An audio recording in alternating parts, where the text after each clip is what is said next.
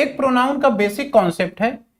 Basic concept क्या कहता है भाई, देखिए नाउन लिखा हुआ है और नाउन के स्थान पे ही आप प्रोनाउन का प्रयोग करते हैं, मैं है। और यहां पे हम लोग जो अभी कॉन्सेप्ट पढ़ रहे हैं वो पढ़ने वाले हैं पर्सनल प्रोनाउन।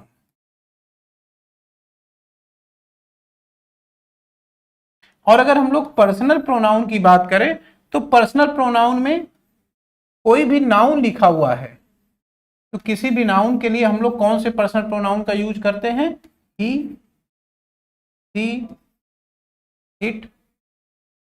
सिंगुलर के लिए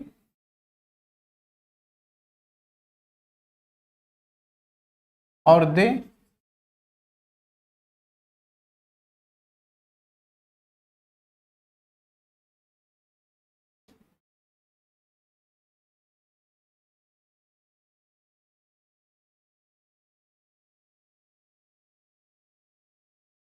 सिंगुलर नाउन के लिए ही, सी, इट। और अगर प्लूरल नाउन है तो उसके लिए दे। अब ही का मतलब है he, him, his, she, her, himself.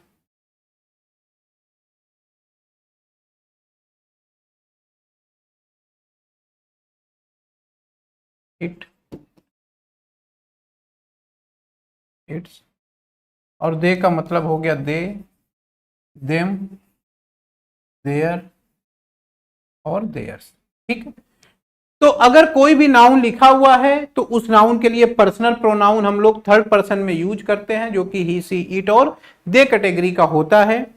तो किसी भी नाउन के लिए या फिर प्रोनाउन के लिए हम थर्ड पर्सन, अगर हम पर्सनल प्रोनाउन की बात करें तो ही, सी, इट, दे का प्रयोग करते हैं। ये उसके अलग अलग केस है। अब सेंटेंस में अगर कोई पर्सनल प्रोनाउन आया है, माने इसमें से कोई आया है, अगर इनमें से कोई लिखा गया है तो आप ये जरूर चेक करेंगे कि इसका नाउन कौन है और फिर ये देखेंगे कि क्या नाउन के हिसाब से ये पर्सनल प्रोनाउन सही लिखा गया है कि नहीं लिखा गया। बहुत बेसिक सी चीज है और इस पे आधारित जो क्वेश्चन है वो बड़े बेसिक से क्वेश्चन है।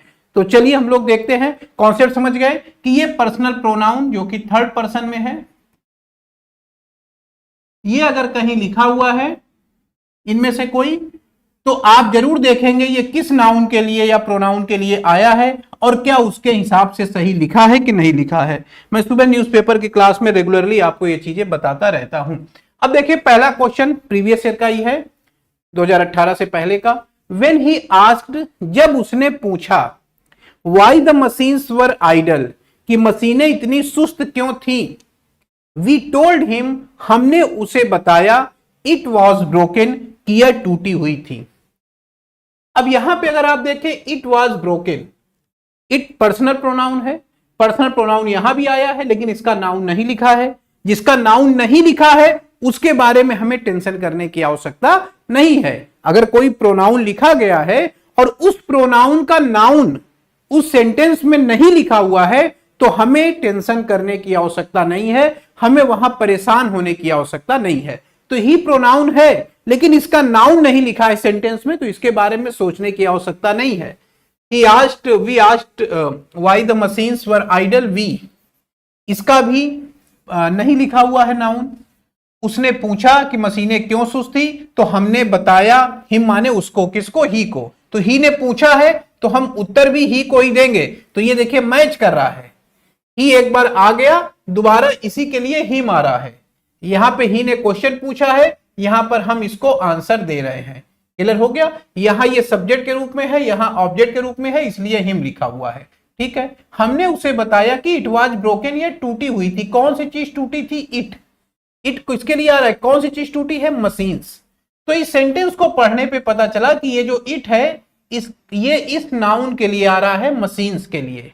अब मशीन्स जो वर्ड है, ये जो नाउन है, ये अपने आप में प्लूरल है, प्लूरल नाउन है एक तरीके का। और प्लूरल चीजों के लिए अभी मैंने बताया, प्लूरल नाउन के लिए हम लोग किसका प्रयोग करते हैं, दे, देम, देयर और देयर्स। जैसा हमें आवश्यकता होगी, हमें सब्जेक्ट के रूप में लिखना होगा तो हम दे लिखेंगे, ऑब्जेक्ट के रूप में लिखना होगा तो देम लिखेंगे, पजेसिव केस में लिखना होगा तो देयर लिखेंगे, जिस तरीके से हमें आवश्यकता होगी। तो चूंकि ये जो वर्ड है इसका नाउन यहां लिखा हुआ है, ये नाउन प्लूरल है, प्लूरल के लिए इट का प्रयोग करना गलत हो जाएगा। हम लोग इसके लिए क्या प्रयोग करेंगे, दे। अब दे लिखें कि देम लिखें कि देयर लिखें, जरा इसकी पोजीशन देखिए। ये वर्ब के पहले सब्जेक्ट के रूप में लिखा हुआ है, सब्जेक्ट के रूप में लिखा है तो सब्जेक्टिव केस होगा, इट की जगह क्या हो जाएगा, दे हो जाएगा। सेंटेंस यहां से सही कर लेंगे आप। सी पार्ट में एरर थी। समझ गए आप, बेसिक सा क्वेश्चन है, कोई बहुत ऐसी टेक्निकल बात मैंने आपको नहीं बताई है जो आप ना समझ पाए। बहुत सिंपल सी बात आपको मैंने बताई यहां पर, जिसको आप कर सकते हैं। आगे बढ़ते हैं अगले क्वेश्चन की तरफ। The student blamed their professor for their late arrival in the concert. Students blamed their professor, students ने आरोप लगाया अपने प्रोफेसर पर।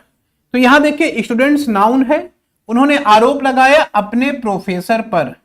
तो ये प्रोफेसर किसके हैं, स्टूडेंट्स के।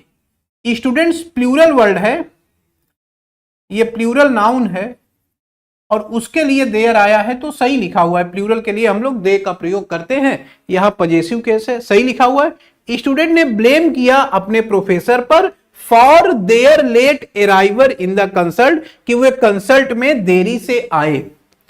देयर लेट अराइवल, किसका लेट अराइवल हुआ, लेट अराइवल किसका हुआ, यहां पे स्टूडेंट का लेट अराइवल हुआ कि प्रोफेसर का।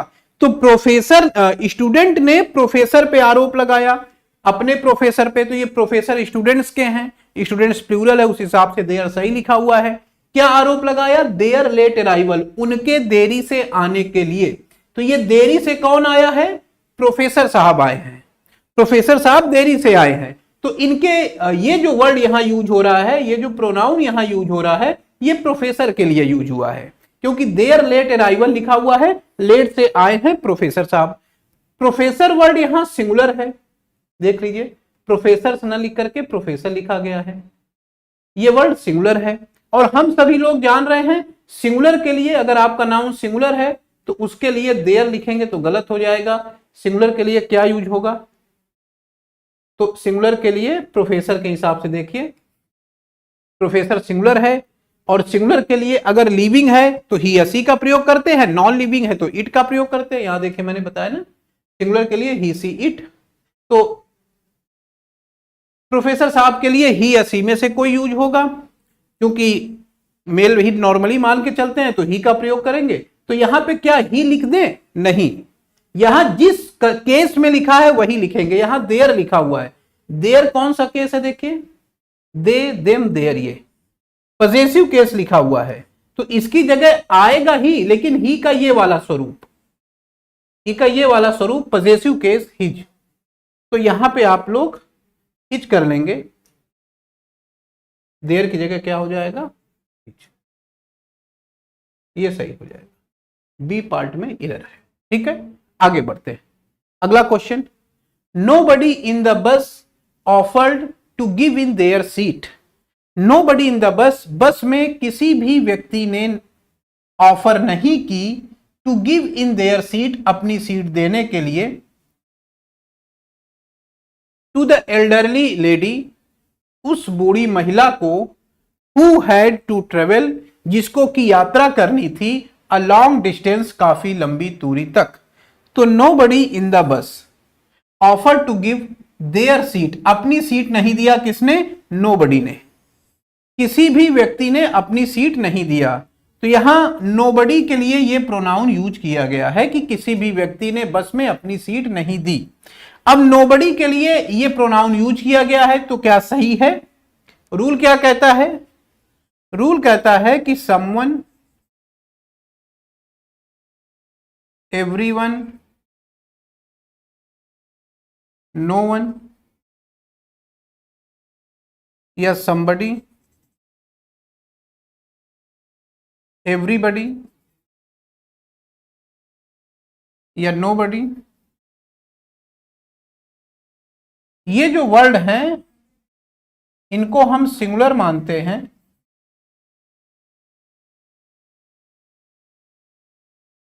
और इनके साथ प्रोनाउन सिंगुलर होता है।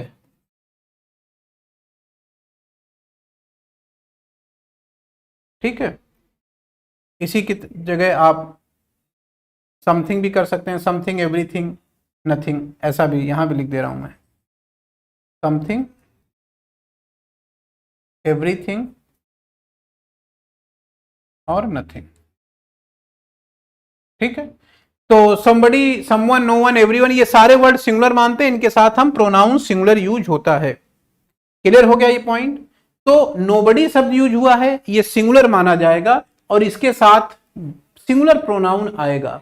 तो सिंगुलर के लिए क्या प्रोनाउन है? ही, सी, इट। माने अगर ह्यूमन बीइंग है तो ही, सी लीजिए, नॉन लिविंग है तो इट लीजिए। तो नोबडी माने कोई मनुष्य हुआ, मनुष्य हुआ तो ही या सी में से ले लेंगे, और अगर क्लियर ना हो जेंडर तो नॉर्मली आप ही का प्रयोग किया करिए। तो यहां पर ये जो देयर है ये गलत माना जाएगा और इसकी जगह हम लोग सिंगुलर पर्सनल प्रोनाउन लेंगे, यानी ही या सी में से कोई लेंगे। लेकिन चूंकि पजेसिव केस में है तो ही या सी यहां नहीं लिखेंगे, यहां हिज लिखना पड़ेगा, हिज।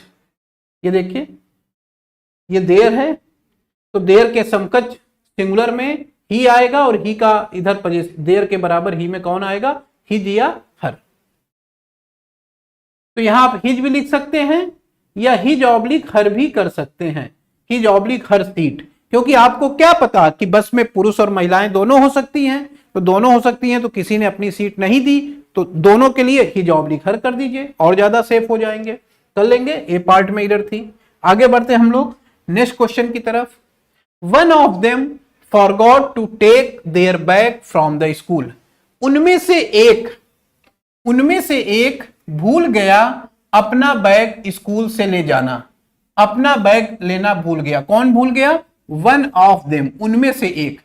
तो ये जो पर्सनल प्रोनाउन देयर आ रहा है ये इसके लिए यूज हुआ है, वन ऑफ देम के लिए। अब इसके लिए क्या ले, देखिए ऐसा वर्ड है जो आपको कंफ्यूज कर सकता है, मिलता जुलता शब्द है, तो इसके लिए हम लोग क्या यूज करेंगे? क्या रूल कहता है? रूल कहता है, मैं इसी के साथ साथ रूल भी लिखता चल रहा हूं, each of, every one of, neither of, either of या वन ऑफ, इन सब के साथ प्लूरल नाउन आएगा, ध्यान दीजिएगा। लेकिन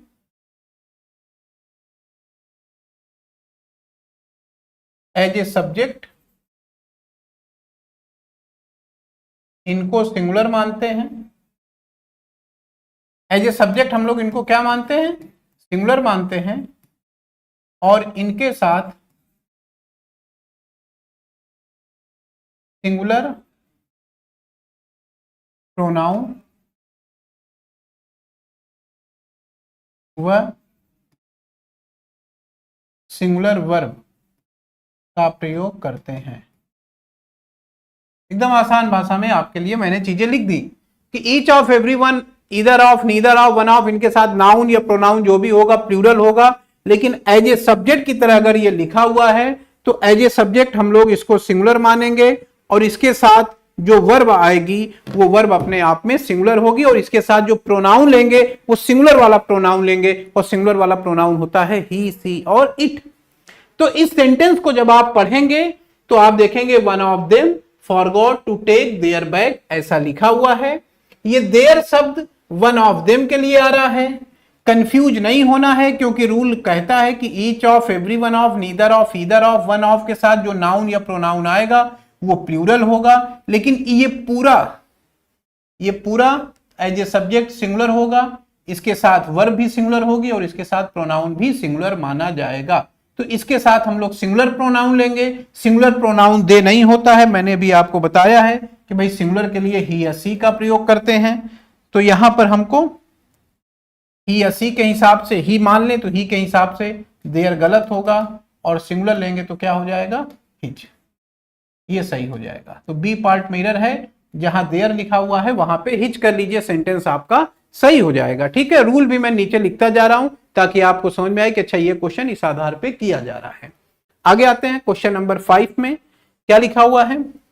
the controller and auditor general gave there verdict on the scam. Controller और ऑडिटर जनरल ने अपना निर्णय दिया ऑन द स्कैम माने उस घोटाले पर। किसने अपना निर्णय दिया? अपना निर्णय दिया। तो ये जो देयर शब्द है, किसने अपना निर्णय दिया है? अपना निर्णय दिया है the controller and auditor general, इन्होंने। यानी इस वर्ड के लिए देयर का यूज किया जा रहा है। हम ऐसा समझे इस वर्ड के लिए ये प्रोनाउन आया है। तो ये वर्ड अपने आप में कैसा है? सिंगुलर है या प्लूरल है? अगर प्लूरल है तो देयर सही लिखा हुआ है, सिंगुलर है तो देयर गलत लिखा हुआ है। यही चीज हमें चेक करनी है। तो जरा इसको आप एनालिसिस करिए, कैसा वर्ड है ये आपने सब्जेक्ट वर्ब एग्रीमेंट में पढ़ा होगा। क्या पढ़ा है कि दो पद नाम, नेम ऑफ पोस्ट, दो पदों के नाम या पोस्ट के नाम, जैसे कंट्रोलर एक पोस्ट का नाम है, पद का नाम है, ऑडिटर जनरल भी एक पद का नाम है। अगर दो नेम ऑफ पोस्ट को आप एंड से जोड़ते हैं और द का प्रयोग केवल पहले वाले के साथ कर रहे हैं, दूसरे वाले के साथ नहीं कर रहे हैं, तो वो सिंगुलर होगा, और दोनों के साथ करेंगे तो प्लूरल होगा। माने यहां पे मैं लिख दे रहा हूं, आप समझ जाइएगा। एंड से आपने एक पोस्ट है, पोस्ट 1 और पोस्ट 2, दो पोस्ट को आपने एंड से जोड़ा है और आर्टिकल द एक बार लिखा है। तो ये कंस्ट्रक्शन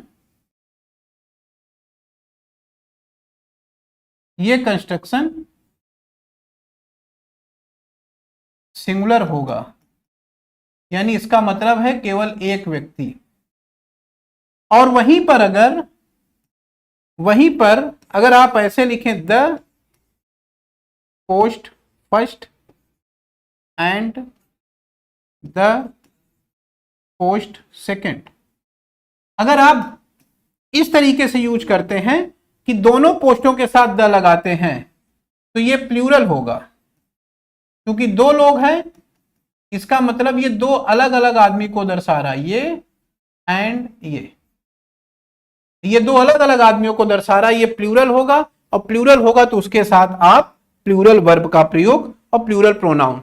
तो इस कंडीशन में वर्ब और प्रोनाउन सिंगुलर होंगे,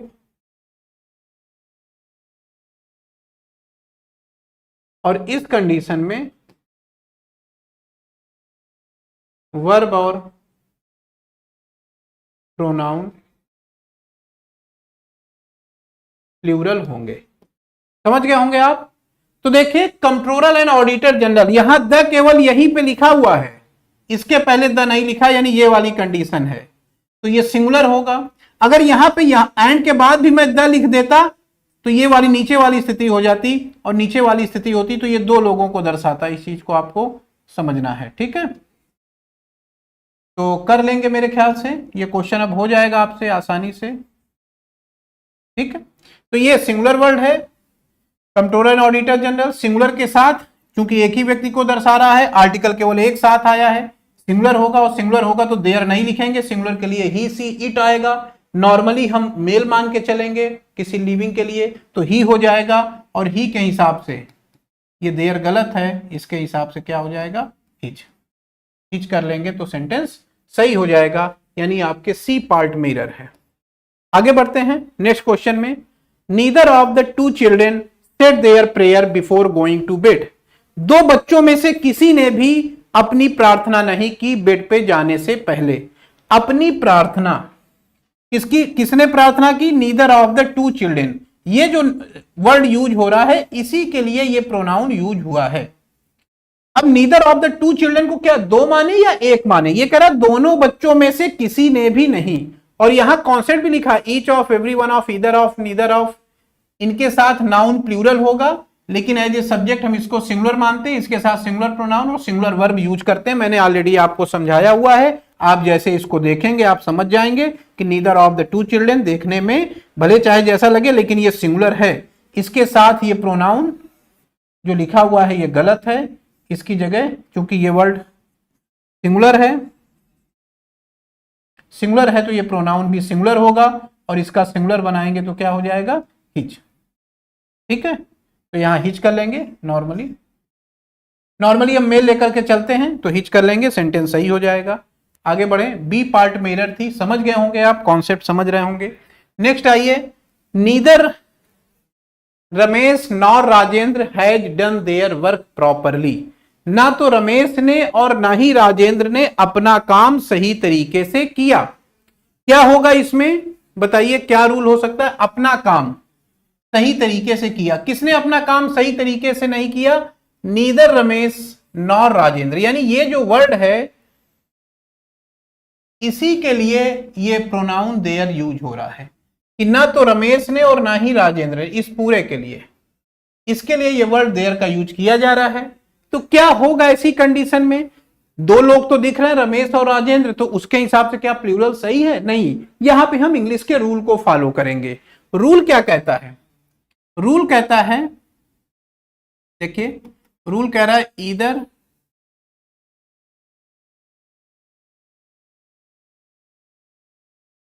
रूल मैं लिख दे रहा हूं आपके लिए। रूल कह रहा है इफ टू सिंगुलर नाउन, ध्यान दीजिएगा, if two singular nouns are connected with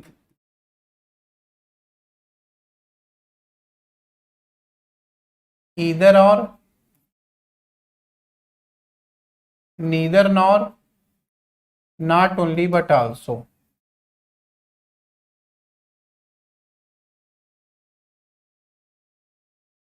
एक, यदि दो singular noun either or neither नार या नॉट ओनली बट आल्सो से कनेक्ट किए गए हैं तो तो ये क्या होगा? मैं डायरेक्ट शॉर्ट में लिख रहा हूं ना, ज्यादा लैंग्वेज लिखने की जगह नहीं है, शॉर्ट में लिख रहा हूं। अगर ऐसा है तो आप इसको सिंगुलर मानेंगे और इसके लिए प्रोनाउन इत्यादि सिंगुलर लेंगे, ठीक है। लेकिन बट, अगली पेन से लिख दे रहा हूं, आप समझ जाइएगा। बट इफ वन सिंगुलर, यानी अगर एक सिंगुलर है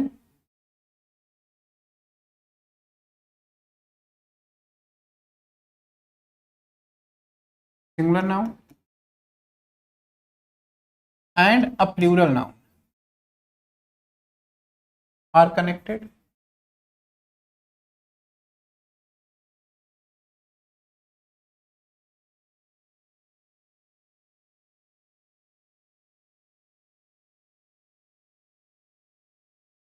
समझ गए कि अगर either or neither nor not only but also से दो सिंगुलर नाउन को हम जोड़ रहे हैं तो ऐसी कंडीशन में हम इसको सिंगुलर मान करके चलेंगे और इसके साथ सिंगुलर वर्ब का प्रयोग करेंगे, सिंगुलर प्रोनाउन का प्रयोग करेंगे। लेकिन अगर एक सिंगुलर और एक प्लूरल को जोड़ा है हमने जैसे कह दिया ईदर राम और हिज फ्रेंड्स, अगर ऐसा बोल दिया not only Ram but also his friends, माने एक सिंगुलर और एक प्लूरल अगर जोड़ दिया तो हम इसको प्लूरल मानेंगे और फिर प्लूरल के हिसाब से प्रोनाउन लेंगे।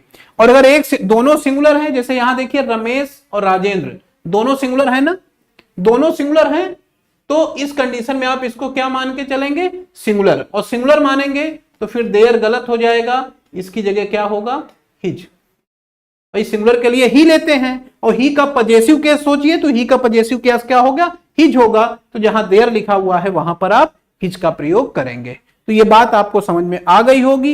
Either or neither nor not only but also से अगर आपने दो नाउन को जोड़ा है तो दोनों नाउन अगर सिंगुलर हैं तो उसके लिए सिंगुलर प्रोनाउन यूज होगा, यानी ही सी इट का प्रयोग करेंगे आप। यदि ईदर और नीदर नॉर और नॉट ओनली बट आल्सो से एक सिंगुलर नाउन और एक प्लूरल नाउन आपने जोड़ा है, तो चूंकि एक सिंगुलर है लेकिन एक प्लूरल भी है, तो ऐसी कंडीशन में वो प्लूरल होगा और उसके साथ जो प्रोनाउन यूज करेंगे वो प्लूरल ही प्रोनाउन यूज होगा, यानी दे का प्रयोग किया जाएगा। तो मैंने दोनों रूल यहां लिख दिए हैं, एक रूल पे आधारित क्वेश्चन भी आपको करा दिया है, ठीक है।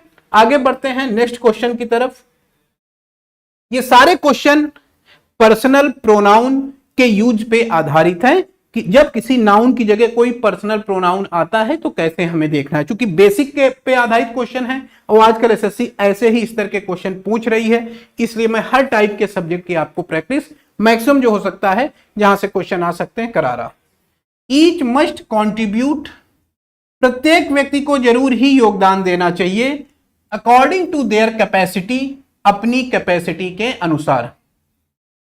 अपनी कैपेसिटी के अनुसार किसको देना चाहिए? ईच माने प्रत्येक, और पीछे हमने देखा ईच, एवरी, इधर, नीदर, ये जो वर्ड है ये सिंगुलर की तरह वर्क करता है, सिंगुलर मानते हैं इसको, और ये सिंगुलर है तो इसके साथ देयर गलत हो जाएगा, हमें सिंगुलर लेना पड़ेगा, और सिंगुलर क्या हो जाएगा? हिच, हिच कर लेंगे, सही हो जाएगा।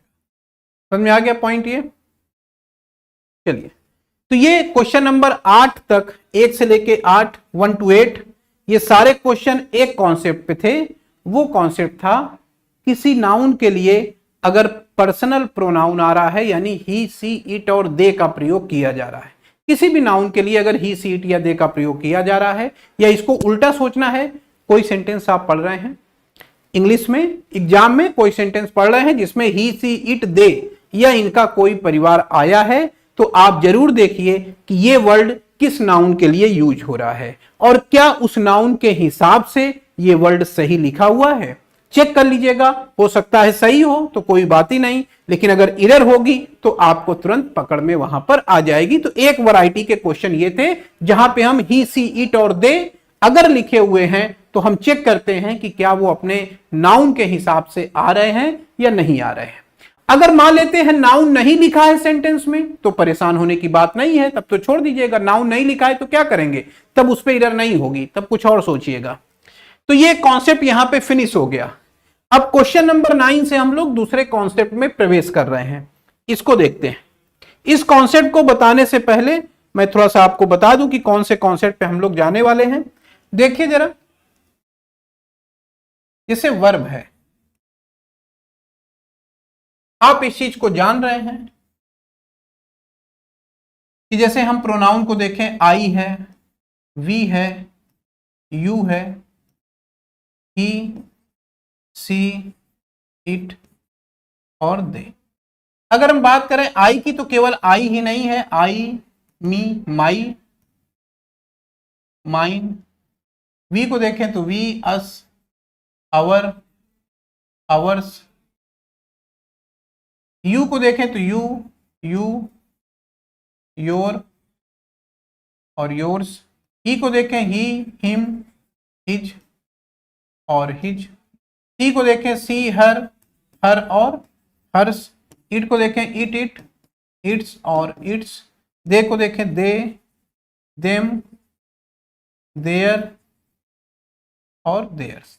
ठीक है, तो ये चीज आप जान रहे होंगे। ये सब्जेक्ट की तरह यूज होता है, कहीं पर सब्जेक्ट लिखना है, कहीं पे ऑब्जेक्ट की जगह तरह यूज करना है तो इसको यूज करते हैं। ये पजेसिव केस है, ये हमेशा नाउन के साथ यूज होता है, और ये भी पजेसिव केस है बिना नाउन के। मैं लिख दे रहा हूं, यहां प्लस नाउन लिखा है मैंने, ध्यान दीजिएगा। ये पजेसिव केस है, ये भी पजेसिव केस है, लेकिन बिना नाउन के यूज होगा। तो जहां बिना नाउन के यूज करना है वहां इसको लिखिए, जहां नाउन के साथ यूज करना है वहां इसको लिखिए। अब देखिए, जब आप वर्ब लिखते हैं और कोई उस काम को करने वाला है यानी डूअर है, तो वो वर्ब से पहले अगर आ रहा है, क्या एक्टिव वॉइस में हो या पैसिव वॉइस में है, कोई वर्ब है और वर्ब के पहले उसका सब्जेक्ट होता है, और सब्जेक्ट की जगह अगर आप पर्सनल प्रोनाउन लिख रहे हैं, ये सारे पर्सनल प्रोनाउन हैं, तो चूंकि सब्जेक्ट की जगह पर्सनल प्रोनाउन लिख रहे हैं तो कोई बात ही नहीं है। सब्जेक्ट की जगह लिखेंगे पर्सनल प्रोनाउन तो किस रूप में होगा, सब्जेक्टिव केस में, सब्जेक्टिव केस में लिखा जाएगा। वही दूसरी तरफ अगर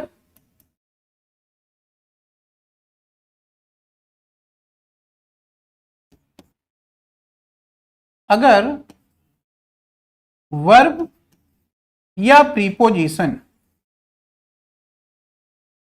वर्ब या प्रीपोजिशन के बाद हम पर्सनल प्रोनाउन लिख रहे हैं,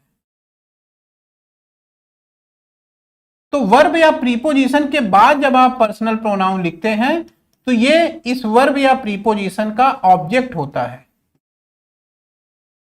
और ऑब्जेक्ट होता है इसलिए हम इसको ऑब्जेक्टिव केस में लिखते हैं। बड़ा बेसिक सा पॉइंट है, ये सब्जेक्टिव केस है, ये ऑब्जेक्टिव केस है। आई सब्जेक्ट हुआ, मी ऑब्जेक्ट हुआ, तो वर्ब के पहले एज ए सब्जेक्ट लिखना है तो सब्जेक्टिव केस को लिखिए, वर्ब के बाद एज ए ऑब्जेक्ट लिखना है तो ऑब्जेक्टिव केस की तरह लिखिए। तो जिस हिसाब से प्रोनाउन आया है, प्रोनाउन आ रहा है, तो देख लीजिए जरा, एक क्वेश्चन इस आधार पे भी बनता है। एक क्वेश्चन, एक वैरायटी आपने देख ली, मैंने आपके साथ एक कॉन्सेप्ट डिस्कस कर दिया, अब दूसरा कॉन्सेप्ट डिस्कस कर रहा हूं कि इस तरह से भी क्वेश्चन बन सकते हैं कि वर्ब के पहले अगर कोई पर्सनल प्रोनाउन लिखा हुआ है सब्जेक्ट की जगह पे, तो उसकी इज्जत करिए, उसको सब्जेक्ट की तरह लिखिए। वर्ब या प्रीपोजिशन के बाद आ रहा है, इसका मतलब ये ऑब्जेक्ट है, उसको ऑब्जेक्ट की तरह लिखिए, सब्जेक्ट वाली तरह मत लिखिए। तो ये बेसिक सी चीज है। अब इस पे आधारित हम क्वेश्चन देखते हैं कि किस टाइप से क्वेश्चन एसएससी ने पूछे हैं। पहले वी डिवाइडेड, अब देखिए ये वर्ब है, ये वर्ब से पहले लिखा हुआ है यानी सब्जेक्ट के रूप में लिखा गया, सही लिखा हुआ है, टिक कर दीजिए इसको कि सही है भाई तुम। आगे आइए, we divided the prize money, हमने प्राइज मनी को बांटा इनटू इक्वल हाफ्स, बराबर के भागों में, बिकॉज, क्योंकि, ये कंजंक्शन है देखिए, और आप जान रहे हैं कि कंजंक्शन के बाद सब्जेक्ट प्लस वर्ब आता है, इतना तो पता आपको भी है कि कंजंक्शन के साथ सब्जेक्ट प्लस वर्ब लिखते हैं। ये देखिए, ये सब्जेक्ट हो गया, ये आपकी वर्ब लिखी हुई है। तो आपने देखा कि सब्जेक्ट ये वर्ब है और वर्ब के पहले ये प्रोनाउन आ रहा है जो कि सब्जेक्ट के रूप में लिखा हुआ है। तो अगर कोई सब्जेक्ट के रूप में है तो सब्जेक्ट की तरह दिखना भी चाहिए ना। जैसे अगर कोई आदमी आप ही है, मान लीजिए फॉर एग्जाम्पल, अब आप सोने जा रहे हैं, सोचिए जरा, सोने जा रहे हैं तो क्या पैंट शर्ट टाई वाई लगा के जूते उते पहन के तब जाएंगे बिस्तर में सोने? ऐसा नहीं करेंगे ना, उसका ड्रेस आपका अलग होगा। आप कहीं मीटिंग में जा रहे हैं, आप इंटरव्यू देने कहीं जा रहे हैं, तो कहीं इंटरव्यू देने जा रहे हैं तो उस हिसाब से तैयार होके जाएंगे। कहने का मतलब जैसा देश वैसा भेष। सेम वही चीज यहां भी तो है, कोई नई बात थोड़ी आपको समझा रहा हूं भाई। कोई प्रोनाउन जो काम कर रहा है उसी तरीके से चेहरा मोहरा उसका बनाएंगे हम। यहां ये वर्ब के पहले सब्जेक्ट के रूप में आ रहा है तो इसको सब्जेक्ट की तरह रखिए, सब्जेक्ट की तरह इसको सजाइए।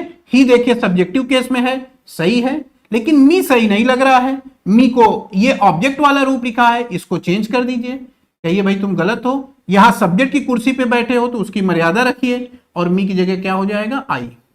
आई कर देंगे तो ये सेंटेंस सही हो जाएगा। ये मी गलत था, आई उसकी जगह सही होगा। तो ही सही लिखा था, मी की जगह आई कर लेंगे, सेंटेंस सही हो जाएगा। समझ गए आप? आगे बढ़ते हैं हम लोग नेक्स्ट क्वेश्चन में। कॉन्सेप्ट ये लिखा हुआ है, इसी कॉन्सेप्ट पे आधारित क्वेश्चन है। इस बार मैंने दिया नहीं क्योंकि लिख देने पे कई बार समझाने में और समझने में भी मजा कम आता है। मैंने कहा इस बार आपको लिख करके ही मैं बताऊंगा, साथ साथ चलेंगे हम लोग। देखते हैं, it was me who first came to your rescue. देखिए इसमें क्या करें, ये वर्ब है, वर्ब के पहले ये लिखा हुआ है प्रोनाउन, सब्जेक्टिव केस में है, ठीक लिखा हुआ है। ये प्रोनाउन वर्ब के बाद में लिखा हुआ है, ऑब्जेक्टिव केस में है, ये भी ठीक है क्योंकि अभी आपको मैंने यहां पे बताया कि वर्ब के बाद अगर आ रहा है तो ऑब्जेक्टिव केस में होगा। लेकिन इसका एक अपवाद भी है, इस वाले रूल का, इसका एक्सेप्शन है। कहिए तो यहीं लिख दूं, एक अलग पेन से लिख दे रहा हूं, एक्सेप्शन। इस रूल का एक्सेप्शन है कि अगर इट, इज या वॉज, इट के साथ इज या वॉज और उसके बाद कोई प्रोनाउन आ रहा है, ये कंडीशन, तो ये वर्ब के बाद ही हुआ, ये वर्ब है, इसके बाद प्रोनाउन है, ये आ रहा है, तो ये जो प्रोनाउन है ये सब्जेक्टिव केस में होगा।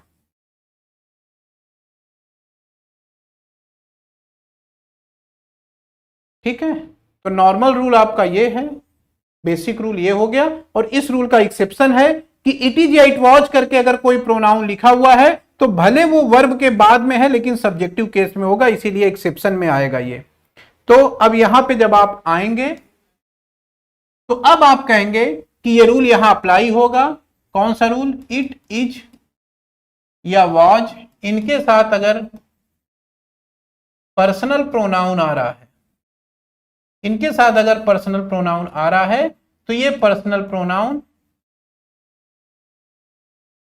सब्जेक्टिव केस में होगा।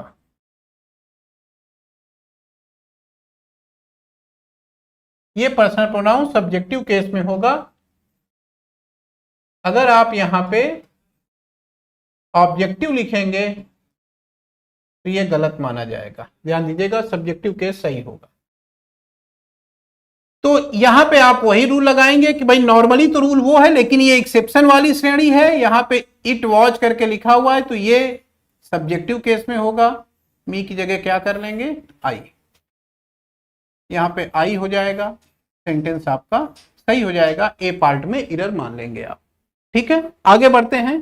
कोई समझ में आ रहा है? बेसिक चीजें एकदम डिस्कस कर रहा हूं, बेस से लेके चल रहा हूं। जितने पार्ट हैं सारे पार्ट हम लोग टच कर रहे हैं, कोई भी पार्ट छोड़ नहीं रहे हैं, ताकि जैसे नाउन को हमने कवर किया है उसी तरीके से प्रोनाउन के हर सेगमेंट को कवर कर लूं। और किसी, देखिए मेंस में एक एक नंबर आपका इंपॉर्टेंस है।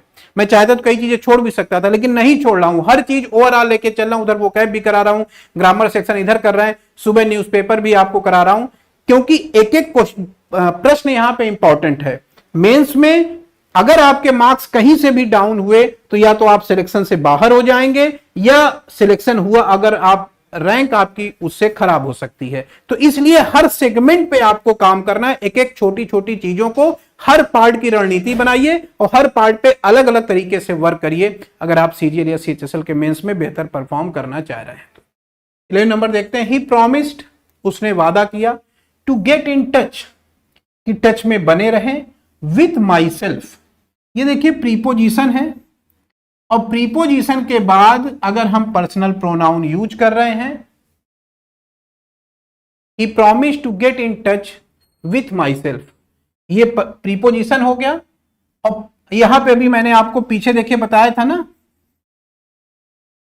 ये कि वर्ब या प्रीपोजिशन के बाद जो पर्सनल प्रोनाउन होता है वो ऑब्जेक्ट होता है उसका, इसलिए ऑब्जेक्टिव केस में रहता है। तो ये प्रीपोजिशन के बाद कोई भी आप पर्सनल प्रोनाउन लिख रहे हैं तो वो उसका ऑब्जेक्ट है और ऑब्जेक्टिव केस में होगा। तो इसलिए विद के साथ ये माई सेल्फ गलत है, इसका ऑब्जेक्टिव केस हम लेंगे, और इसका ऑब्जेक्टिव केस क्या होगा, आई का भाई है तो आई का ऑब्जेक्टिव केस क्या हो जाएगा, मी। यहां पे मी कर लीजिए, ऑप्शन ए में एरर थी, और क्या एरर थी आपने देख लिया। ठीक है, next question 12 number. They have, देखिए ये वर्ब है, वर्ब के पहले ये प्रोनाउन लिखा हुआ है, सब्जेक्टिव केस में है, सही लिखा गया है। They have invited Sushma and I, उन्होंने निमंत्रण दिया सुषमा को और मुझको। तो देखिए ये दे हैव इनवाइटेड ये वर्ब है, वर्ब के पहले सब्जेक्ट होता है, और वर्ब के बाद क्या होता है, ऑब्जेक्ट। और ये वर्ब के बाद में लिखा हुआ है, तो अभी हम लोगों ने देखा ना कि वर्ब के बाद जो प्रोनाउन आ रहा है वो ऑब्जेक्ट की तरह है, और इसलिए ऑब्जेक्टिव केस में लिखा जाएगा। तो सुषमा को तो फर्क नहीं पड़ेगा, क्योंकि ये नाम है किसी का, ये तो चाहे सब्जेक्ट के रूप में लिखे या ऑब्जेक्ट के रूप में लिखे ऐसे ही रहेगा। लेकिन आई को फर्क पड़ेगा, ये पर्सनल प्रोनाउन है, पर्सनल प्रोनाउन का सब्जेक्ट का रूप और ऑब्जेक्ट का रूप अलग अलग होता है, इस चीज को थोड़ा समझना है। किसी का नाम राम, तो वो चाहे सब्जेक्ट लिखिए, ऑब्जेक्ट लिखिए, पजेसिव केस में लिखिए, कहीं भी लिखिए, राम राम ही रहेगा, श्याम सोहन नहीं होगा। लेकिन जो पर्सनल प्रोनाउन है उनमें अलग अलग व्यवस्था इंग्लिश में की गई है कि भाई सब्जेक्ट के रूप में लिखना है तो आई लिखिए, ऑब्जेक्ट की जगह लिखना है तो मी लिखिए, पजेसिव केस नाउन के साथ लिख रहे हैं तो माई लिखिए, पजेसिव केस विदाउट नाउन लिख रहे हैं तो माइन लिखिए, रिफ्लेक्सिव रूप लिखना है तो माई सेल्फ लिखिए। ये सारी व्यवस्थाएं इंग्लिश में बनाई गई हैं, जिनको आपने रूल के माध्यम से पढ़ा होगा, उसको यहां पे अप्लाई करना है। तो ये ऑब्जेक्ट के रूप में है तो आई गलत हो जाएगा, हमें इसका ऑब्जेक्टिव केस लिखना पड़ेगा, और इसका ऑब्जेक्टिव केस होगा मी, और ऐसा करेंगे तो ये सेंटेंस सही हो जाएगा, और ए पार्ट में एरर थी, आप समझ गए होंगे। आगे बढ़ते हैं हम लोग। You do not have any reason, ये वर्ब है, वर्ब के पहले लिखा हुआ है, सब्जेक्टिव केस में सही लिखा हुआ है। You do not have any reason, आपके पास कोई कारण नहीं है, टू बी एज एंग्री, नाराज होने का, एज मी, जैसा कि मैं हूं। यहां पे एक नया रूल हम लोग सीखेंगे। ये रूल क्या कहता है, यहां का रूल कह रहा है इस जगह पे कि एज सब्जेक्ट हो गया, वर्ब हो गया, ऑब्जेक्ट प्लस बाकी की कहानी, एज, और एज के बाद आ रहा है एज या देन, सॉरी, एज या देन, और फिर उसके साथ आ रहा है प्रोनाउन। तो ये प्रोनाउन किस केस में होगा, क्वेश्चन है ये, यहां पे क्वेश्चन मार्क है। इस प्रोनाउन को कैसे लिखें? तो सिंपल सा पॉइंट है, अगर ऐसा स्ट्रक्चर बन रहा है जिसमें सब्जेक्ट वर्ब ऑब्जेक्ट फिर डैश डैश फिर एज या देन लिख करके उसके बाद प्रोनाउन आ रहा है, तो आप देखिएगा कि ये प्रोनाउन का कंपैरिजन किससे हो रहा है। अगर इसकी तुलना ऑब्जेक्ट से हो रही है, ऑब्जेक्ट से कंपैरिजन, अगर इसका ऑब्जेक्ट से कंपैरिजन है, ये तुलना है, चलिए हिंदी में ही लिख दे रहा हूं।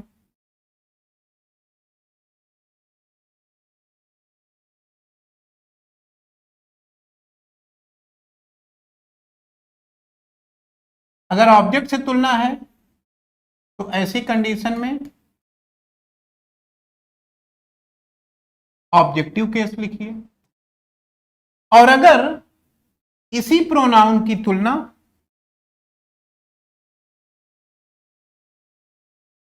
सब्जेक्ट से हो, सब्जेक्ट से तुलना की जा रही है इस प्रोनाउन की, तो सब्जेक्टिव केस में लिखिए। देखिए बेसिक आपने सीख लिया, लेकिन कुछ एक्सेप्शन है ना, इंग्लिश में कंडीशनें हैं। जैसे मैंने आपको कोई कंडीशन, कोई चीज एक सामान्य नियम बता दिया, लेकिन कई उसके सब पार्ट हैं, तो वो सब पार्ट भी सीखने जरूरी है, नहीं तो वहां पे आप गलतियां कर सकते हैं। बेस तो क्लियर हो गया कि वर्ब के पहले आएगा सब्जेक्ट के रूप में तो सब्जेक्टिव केस, और वर्ब या प्रीपोजिशन के बाद में आता है तो ऑब्जेक्टिव केस। लेकिन कुछ अपवाद, जैसे इट इज या इट वाज के बाद सब्जेक्टिव केस होगा। दूसरा यहां आपने देखा एज या देन के साथ लिखा हुआ है, तो कंपैरिजन करिए, सब्जेक्ट से कंपैरिजन में लिखा हुआ है या ऑब्जेक्ट के कंपैरिजन में लिखा हुआ है। ऑब्जेक्ट के कंपैरिजन में है तो ऑब्जेक्टिव केस, सब्जेक्ट के कंपैरिजन में है तो सब्जेक्टिव केस। तो अब ये प्रोनाउन मी सही है या गलत है चेक करने के लिए हमें सेंटेंस को पढ़ना पड़ेगा और समझना पड़ेगा कि ये किस वर्ड के कंपैरिजन में लिखा हुआ है, सब्जेक्ट के या ऑब्जेक्ट के, क्योंकि ये एज के बाद आ रहा है। तो पढ़िए जरा, you don't have any reason, आपके पास कोई कारण नहीं है, to be as angry as me, उतना नाराज होने का जैसा कि मैं हूं। तो मेरी तुलना किससे हो रही है? यू से, कि आपके पास कोई कारण नहीं है उतना नाराज होने का जितना कि मैं हूं, तो मेरी नाराजगी की तुलना यू से की जा रही है।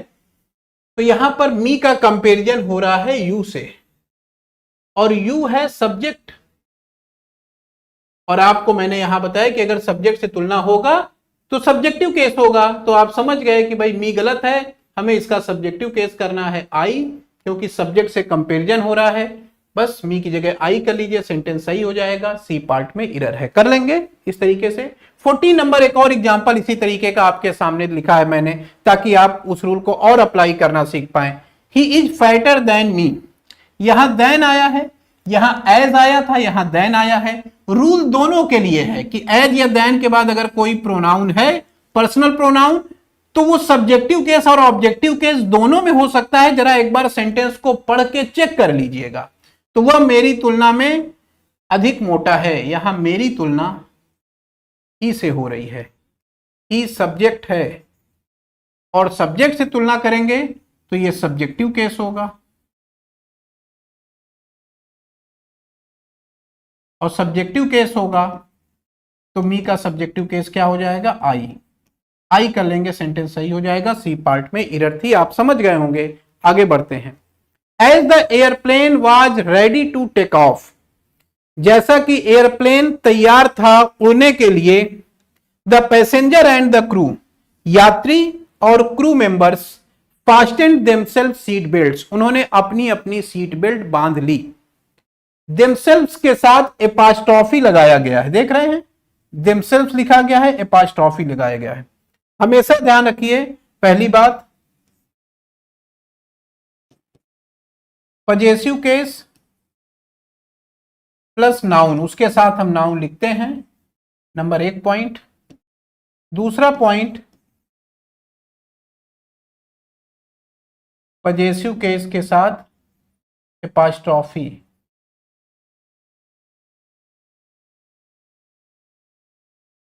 एपास्ट्रॉफी नहीं लगाते हैं, ठीक है, पजेसिव केस के साथ एपास्ट्रॉफी एस नहीं लगाते हैं। दो चीजें हो गई। तो यहां पर जब देखा कि अपनी अपनी सीट बेल्ट बांध लो, ये आगे नाउन लिखा हुआ है, नाउन के साथ अगर लिखना है नाउन के साथ लिखना है तो पजेसिव केस ही आएगा। ये नाउन लिखा हुआ है, इसके साथ एक तो ये अपोस्ट्रोफी लगी हुई है, यहीं से समझ गए आप गलत है। और दूसरा ये जो रूप लिखा हुआ है इसका, ये रिफ्लेक्सिव प्रोनाउन का रूप है।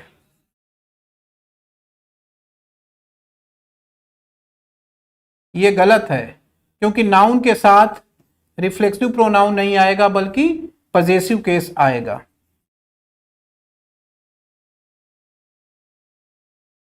नाउन होगा, तो बस इसका पजेसिव केस कर लीजिए। ये गलत है, सही क्या बनेगा? पजेसिव केस बनाइए। पजेसिव केस होगा तो यहां मैं लिख दे रहा हूं क्या होगा पजेसिव केस, देयर।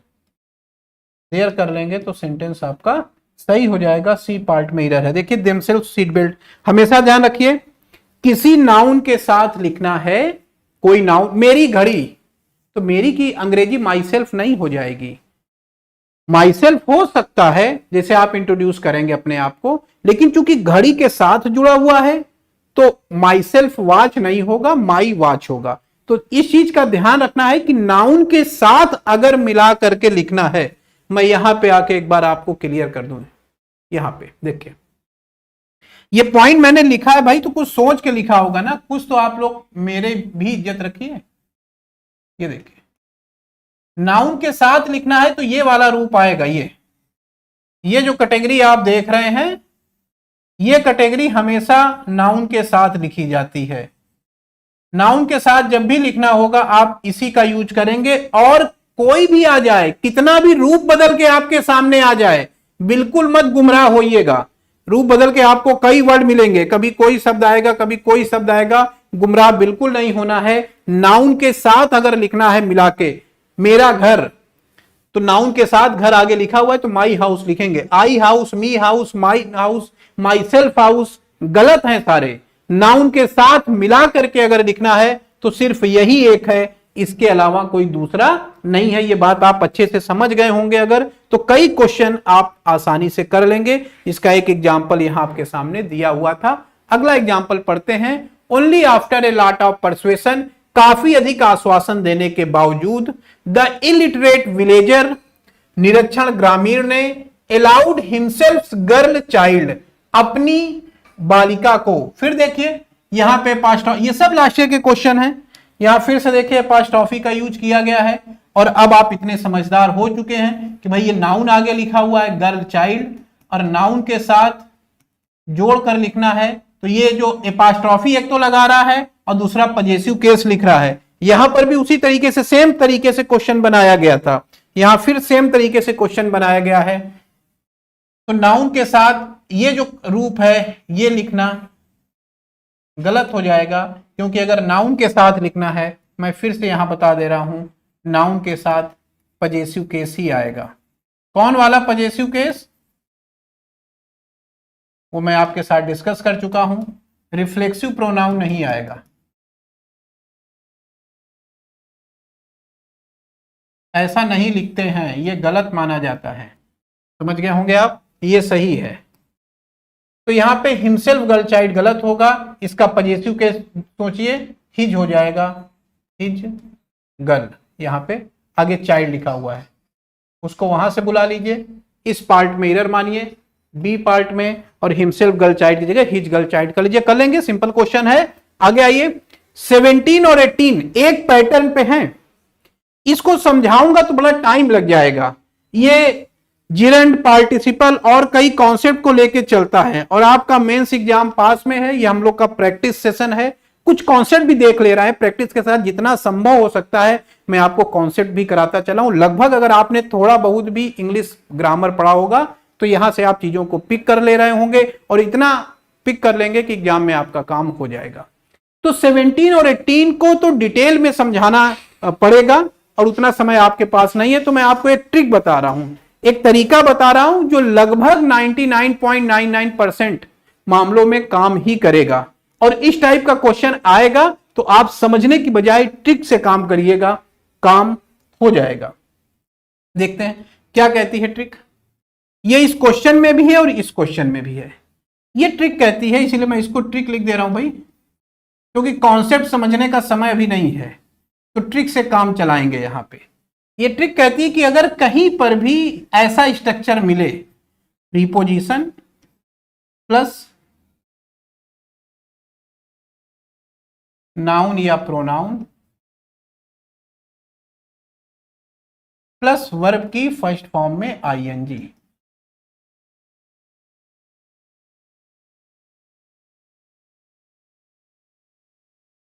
कहीं पर अगर ऐसा कंस्ट्रक्शन मिल रहा है, प्रीपोजिशन नाउन या प्रोनाउन प्लस वर्ब की फर्स्ट फॉर्म में आईएनजी, तो आपको यह ध्यान देना है कि यह नाउन या प्रोनाउन पजेसिव केस में होगा।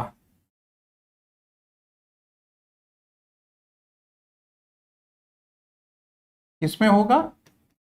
पजेसिव केस में। पजेसिव केस का क्या मतलब हुआ वो मैं यहां समझा रहा हूं आपको। देखिए, नाउन है तो नाउन का पजेसिव केस एपॉस्ट्रोफी से बन जाएगा। प्रोनाउन है तो प्रोनाउन का पजेसिव केस लिखना पड़ेगा। जैसे मैं एक एग्जांपल के रूप में लिख दे रहा हूं माई, ताकि आपको याद रहे अच्छा यही वाला है, नहीं पता लगा पजेसिव केस ही भूल गए। तो ये क्या है, पजेसिव केस क्या है? जैसे एग्जांपल में माई लिखा हुआ है, एक एग्जांपल लिख दिया मैंने, ठीक है।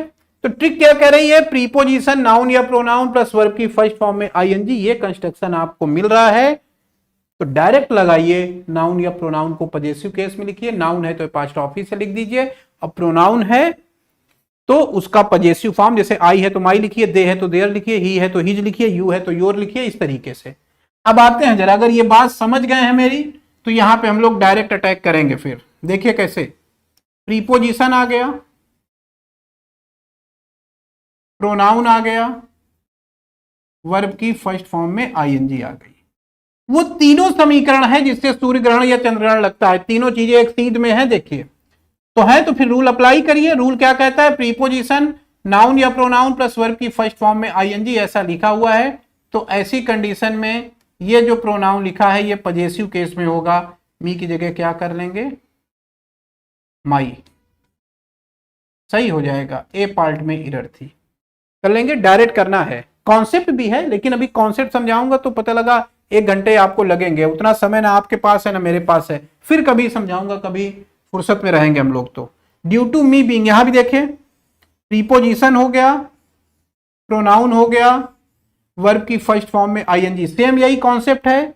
यहां पे एरर मानेंगे ए पार्ट में, और इसकी जगह पजेसिव केस करेंगे, और मी का पजेसिव केस क्या हो जाएगा? माई। समझ गए होंगे आप। डायरेक्ट यहां आपने अप्लाई कर दिया रूल, मी की जगह क्या कर लेंगे? माई। आगे आए। We have a great affection for him, हमारे मन में उसके प्रति एक विशेष लगाव है। He has been the student of ours, our में एपॉस्ट्रोफी लगाई गई है। ये चीज अभी मैंने पीछे आपके साथ डिस्कस की कि पजेसिव केस में एपॉस्ट्रोफी नहीं लग सकती, तो देखने से ही लग रहा है कि ये गलत है।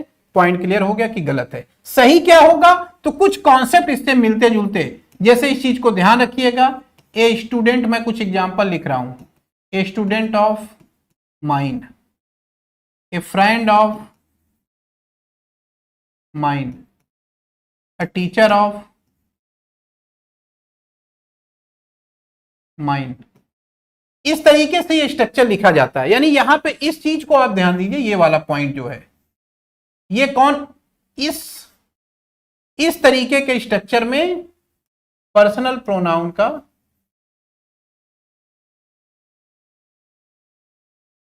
यह स्वरूप यूज होगा।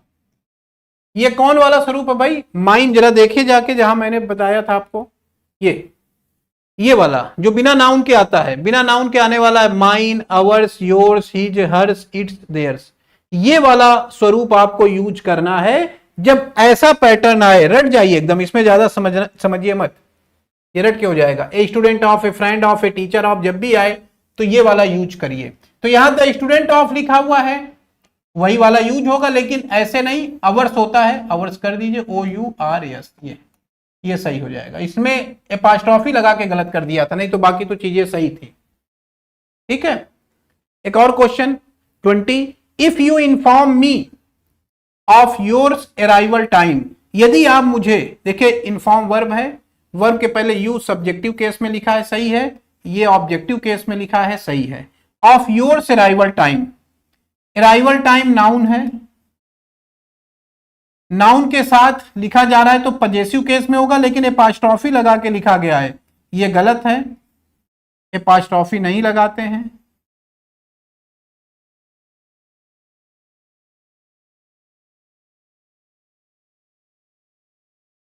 सीधे पजेसिव केस लिखेंगे।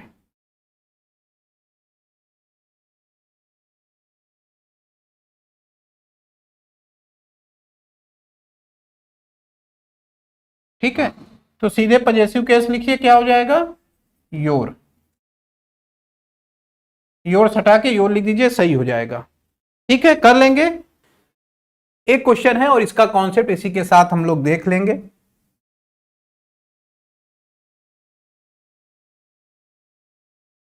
लिखा है I and he have prepared the lesson thoroughly.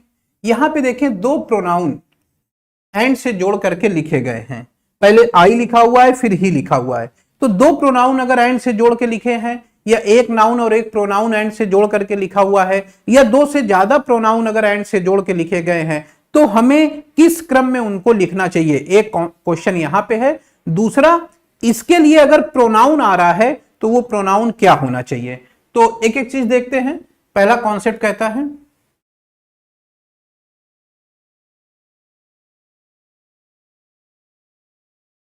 कि 2 3 1, 2 का मतलब सेकेंड पर्सन, अगर एक से ज्यादा ये लोग एक साथ आ रहे हैं तो पहले सेकेंड पर्सन को आप लिखिए, सेकेंड पर्सन में कौन आएगा, यू। फिर थर्ड पर्सन को लिखिए, थर्ड पर्सन में कौन आता है,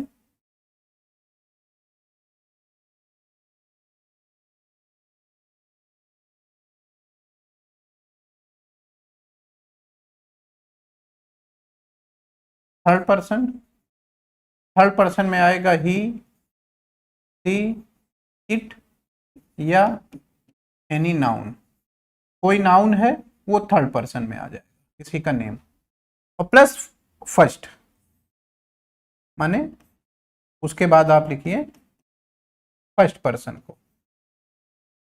फर्स्ट पर्सन में कौन कौन आता है, आई और वी।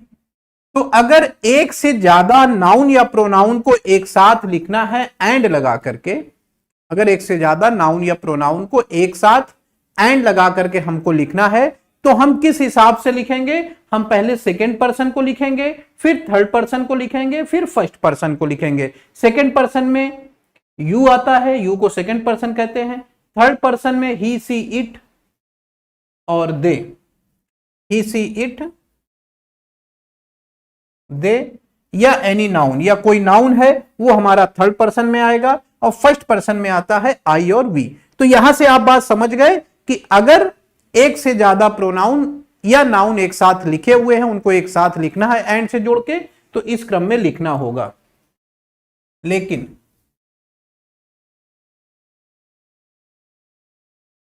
यदि सेंटेंस में गलती, भूल या पाप को स्वीकार करने का अर्थ है,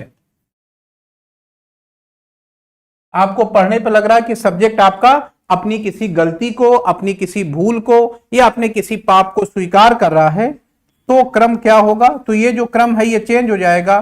तो क्रम होगा 1 2 3, यानी पहले फर्स्ट पर्सन, फिर सेकेंड पर्सन, फिर थर्ड पर्सन। तो ये तो बात हो गई अगर एक से अधिक प्रोनाउन एक साथ लिखे हैं तब। जैसे यहां पे क्वेश्चन को पढ़े, I and he have prepared the lesson thoroughly, मैंने और उसने पूरी तरीके से इस लेसन को तैयार कर लिया है। अब यहां पे देखें हम लोग तो दो पर्सनल प्रोनाउन लिखे हुए हैं एंड से जोड़ करके। आई आपका देखिए किसके अंतर्गत आएगा, फर्स्ट पर्सन के, और ही किसके अंतर्गत आएगा, थर्ड पर्सन के। तो इनको किस क्रम में लिखना चाहिए, 2 3 1, पहले सेकेंड पर्सन को लिखिए, सेकेंड पर्सन नहीं है तो कोई बात नहीं, थर्ड पर्सन को लिखिए, फिर फर्स्ट पर्सन को लिखिए। तो ये जो स्ट्रक्चर है, यहां आई आपका फर्स्ट पर्सन है, ही आपका थर्ड पर्सन है, ये गलत लिखा हुआ है, क्योंकि इस रूल के आधार पर क्या होना चाहिए, 2 + 3 + 1 ये स्ट्रक्चर होना चाहिए। और इस आधार पे पहले हम ही को लिखेंगे एंड फिर आई को लिखेंगे।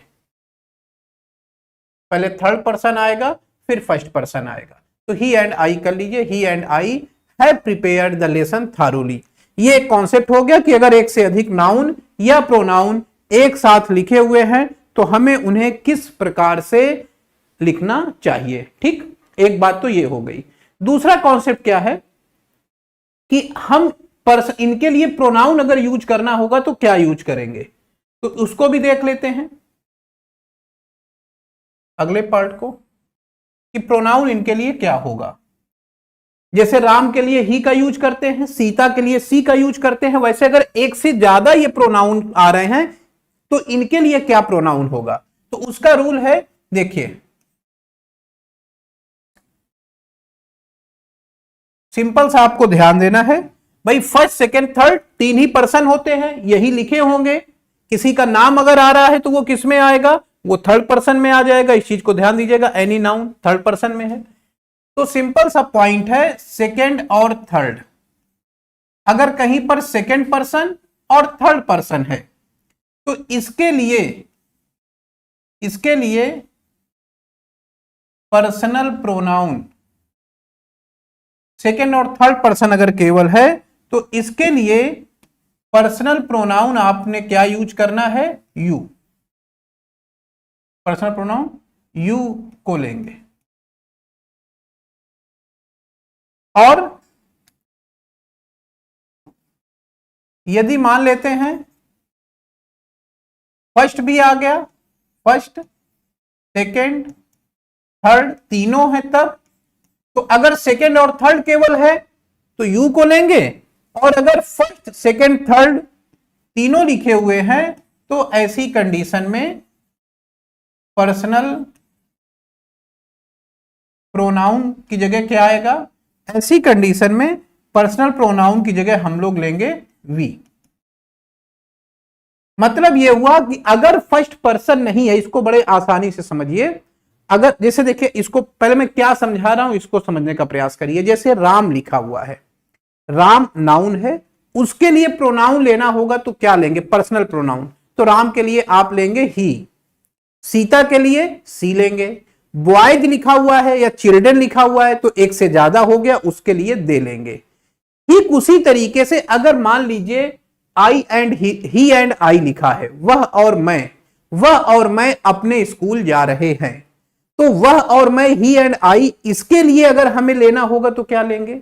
यानी अगर एक से अधिक नाउन या प्रोनाउन एक साथ लिखे हुए हैं एंड से जोड़ करके, और उनके लिए हमें कोई प्रोनाउन लेना है, जैसे हम राम के लिए ही, सीता के लिए सी, बॉयज के लिए दे का प्रयोग करते हैं, तो ठीक उसी सेंस में अगर एक से ज्यादा प्रोनाउन, जैसे यू ही एंड आई लिखा है, राम मैं और तुम ऐसा लिखा हुआ है, तो इनके लिए हम लोग क्या पर्सनल प्रोनाउन लेंगे।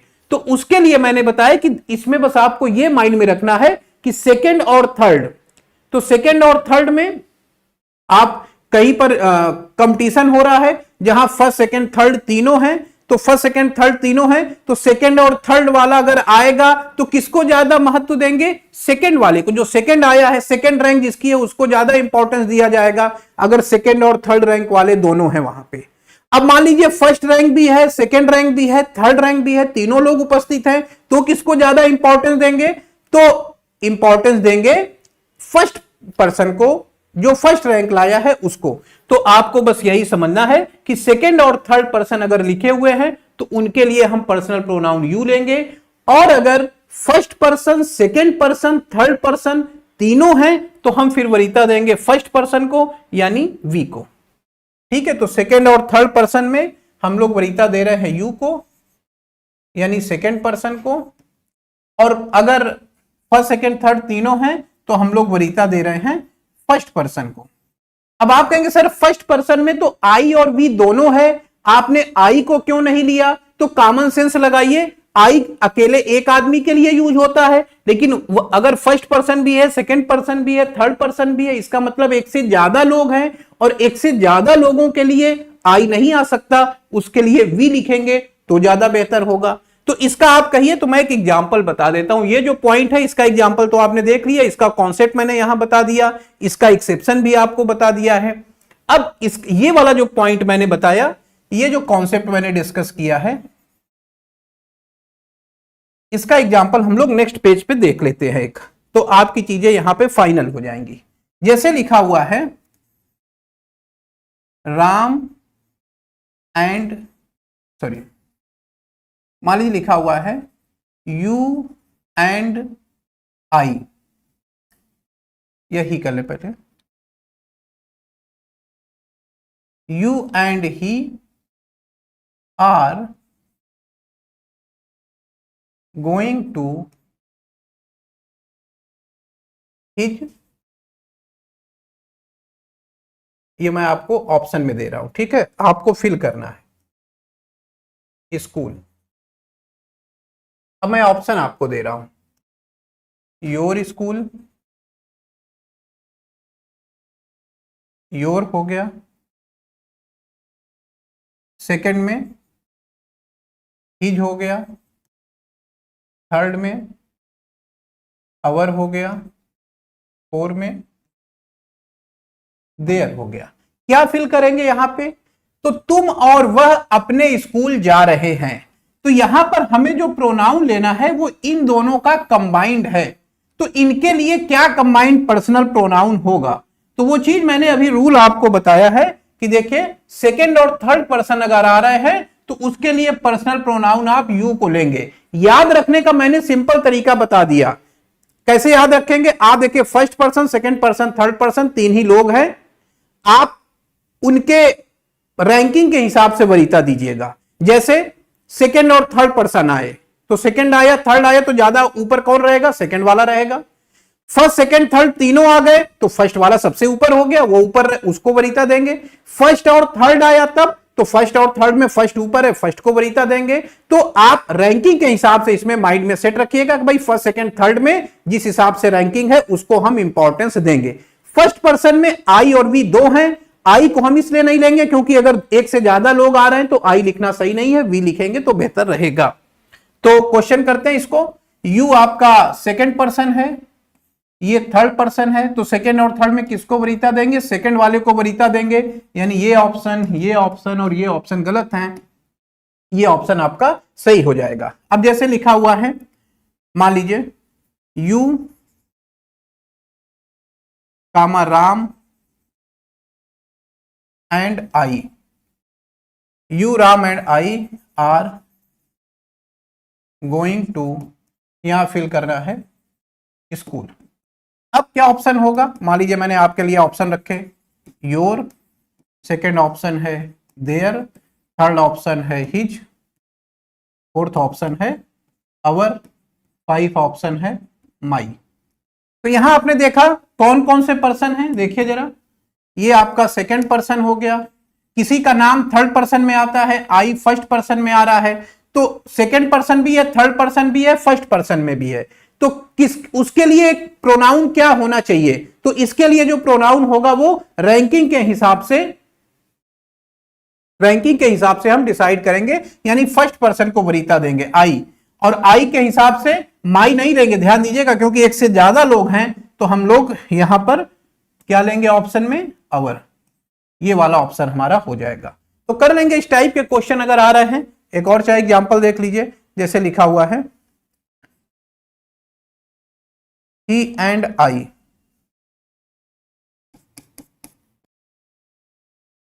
I are going to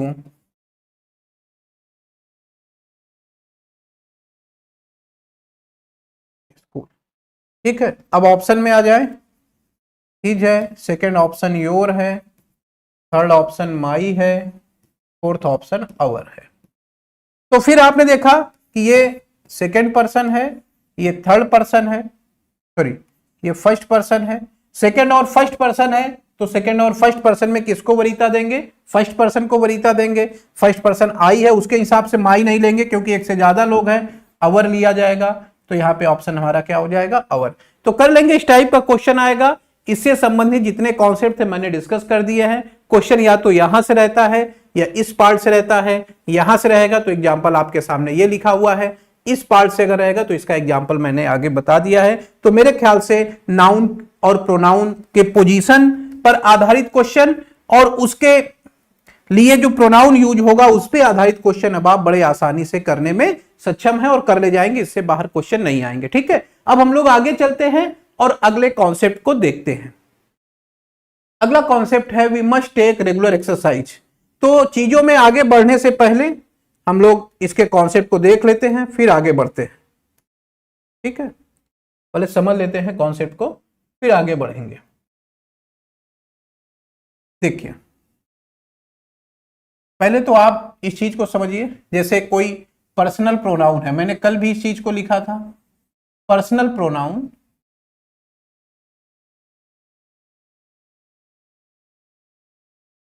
first person में आपका आता है आई और वी, सेकंड पर्सन में आपका आता है यू, और थर्ड पर्सन में आपका आता है ही, सी, इट और दे। और यही चीज अलग अलग स्वरूप में लिखी जाती है। माने एज ए सब्जेक्ट आपको लिखना है तो आप ये लिखेंगे, एज ए ऑब्जेक्ट आपको लिखना है, ऑब्जेक्टिव केस अगर लिखना है, possessive case plus noun, noun के साथ वाला, पजेसिव केस विदाउट नाउन और रिफ्लेक्सिव। ठीक है, तो अब इसको देख लेते हैं जल्दी से क्या होगा। आई, आई का ऑब्जेक्टिव केस मी, नाउन के साथ वाला रूप माई, बिना नाउन वाला माइन और रिफ्लेक्सिव रूप माई सेल्फ। वी में देखें अस, अवर, अवर्स, अवर सेल्फ्स। यू में देखें यू, ऑब्जेक्टिव केस यू होगा। अगर आप प्रोनाउन के साथ लिख रहे हैं तो योर लिखेंगे नाउन के साथ, और बिना नाउन के लिख रहे हैं तो योर्स लिखेंगे। और रिफ्लेक्सिव प्रोनाउन इसका योर सेल्फ और योर सेल्फ दोनों होता है। इस चीज को आप ध्यान दीजिएगा। यू वाले केस में ही में आ जाएं, ही का objective case him, possessive case his, possessive ये वाला केस भी हिज है, और रिफ्लेक्सिव प्रोनाउन केस हिज का हिमसेल्फ हो जाएगा। इसी तरीके से सी के साथ देखें तो हर, हर, हर और हर सेल्फ। ठीक है, इट के साथ इट, इट, इट्स, इट्स और इटसेल्फ। और दे के साथ अगर हम देखें तो दे, देम, देयर, देयर्स और देमसेल्व्स। ठीक है, ये इसके सारे रूप हो गए पर्सनल प्रोनाउन के। अब आपको बस देखिए ध्यान यहां पे ये देखना है कि अलग अलग स्वरूप है। जैसे आई है तो आई, मैं जो शब्द है तो मैं की इंग्लिश आई भी सही है, मी भी सही है, माई भी सही है, माइन भी सही है, माई सेल्फ भी सही है। ये पांचों अलग अलग अलग अलग स्वरूप है उसके। आप सब्जेक्ट की तरह लिख रहे हैं तो वहां पे आई को लिखिए, आप ऑब्जेक्ट की तरह पे लिख रहे हैं तो वहां मी को लिखिए। ऑब्जेक्ट माने वर्ब या प्रीपोजिशन के बाद। आप किसी नाउन के साथ जोड़ करके लिख रहे हैं तो माई लिखिए। आप बिना नाउन के पोजीशन दर्शा रहे हैं तो माइन लिखिए, वहां पे नाउन के साथ लिखना है तो माई लिखिए। और अगर आप रिफ्लेक्सिव वाले स्वरूप में लिखना चाह रहे हैं तो माई सेल्फ लिखिए। तो हमें बस यही ध्यान देना है कि ये एक ही चीज के अलग अलग रूप है। व्यक्ति एक है, उसके अवतार अलग अलग है। एक ही व्यक्ति के अलग अलग अवतार है। जैसे जरूरत पड़ेगी, सतयुग में है तो भगवान राम आएंगे, द्वापर में जरूरत है जहां छल कपट प्रपंच की आवश्यकता है वहां कृष्ण भगवान आएंगे, जहां पे प्रहलाद वाली स्थिति होगी कि भाई न दिन हो न रात हो, न मनुष्य से मरू, न जानवरों से मरू, न धरती पे मरू, न आकाश में मरू, वो वाली स्थिति होगी तो वहां पे नरसिंह भगवान के रूप में ईश्वर दिखाई देंगे। तो कहने का तात्पर्य यह है कि ये एक ही चीज के अलग अलग स्वरूप है। जहां पर जिस तरीके की सिचुएशन होगी उस हिसाब से हम प्रोनाउन को यूज करेंगे। और यही पे एग्जामिनर आपके कॉन्सेप्ट को समझने का कोशिश करता है क्वेश्चन के माध्यम से कि आपको ये बेसिक समझ है कि नहीं है। तो इसमें ये वाले क्वेश्चन तो हम लोगों ने कल देखे थे। ये जो रिफ्लेक्सिव वाला सेगमेंट है ये नया है, इसको आज हम लोग देखेंगे। तो रिफ्लेक्सिव वाले सेगमेंट में मैं कुछ कॉन्सेप्ट आपको बता दूं कि आखिर रिफ्लेक्सिव प्रोनाउन की आवश्यकता क्यों है। देखिए, रिफ्लेक्सिव आपने देख लिया, रिफ्लेक्सिव वाला सेगमेंट कौन सा है, ये जो लिखा हुआ है my self, our self, him self, ये लास्ट वाला। इसको थोड़ा समझते हैं। देखिए, सब्जेक्ट है, वर्ब है और ऑब्जेक्ट है। ठीक, सब्जेक्ट है, वर्ब है और ऑब्जेक्ट है।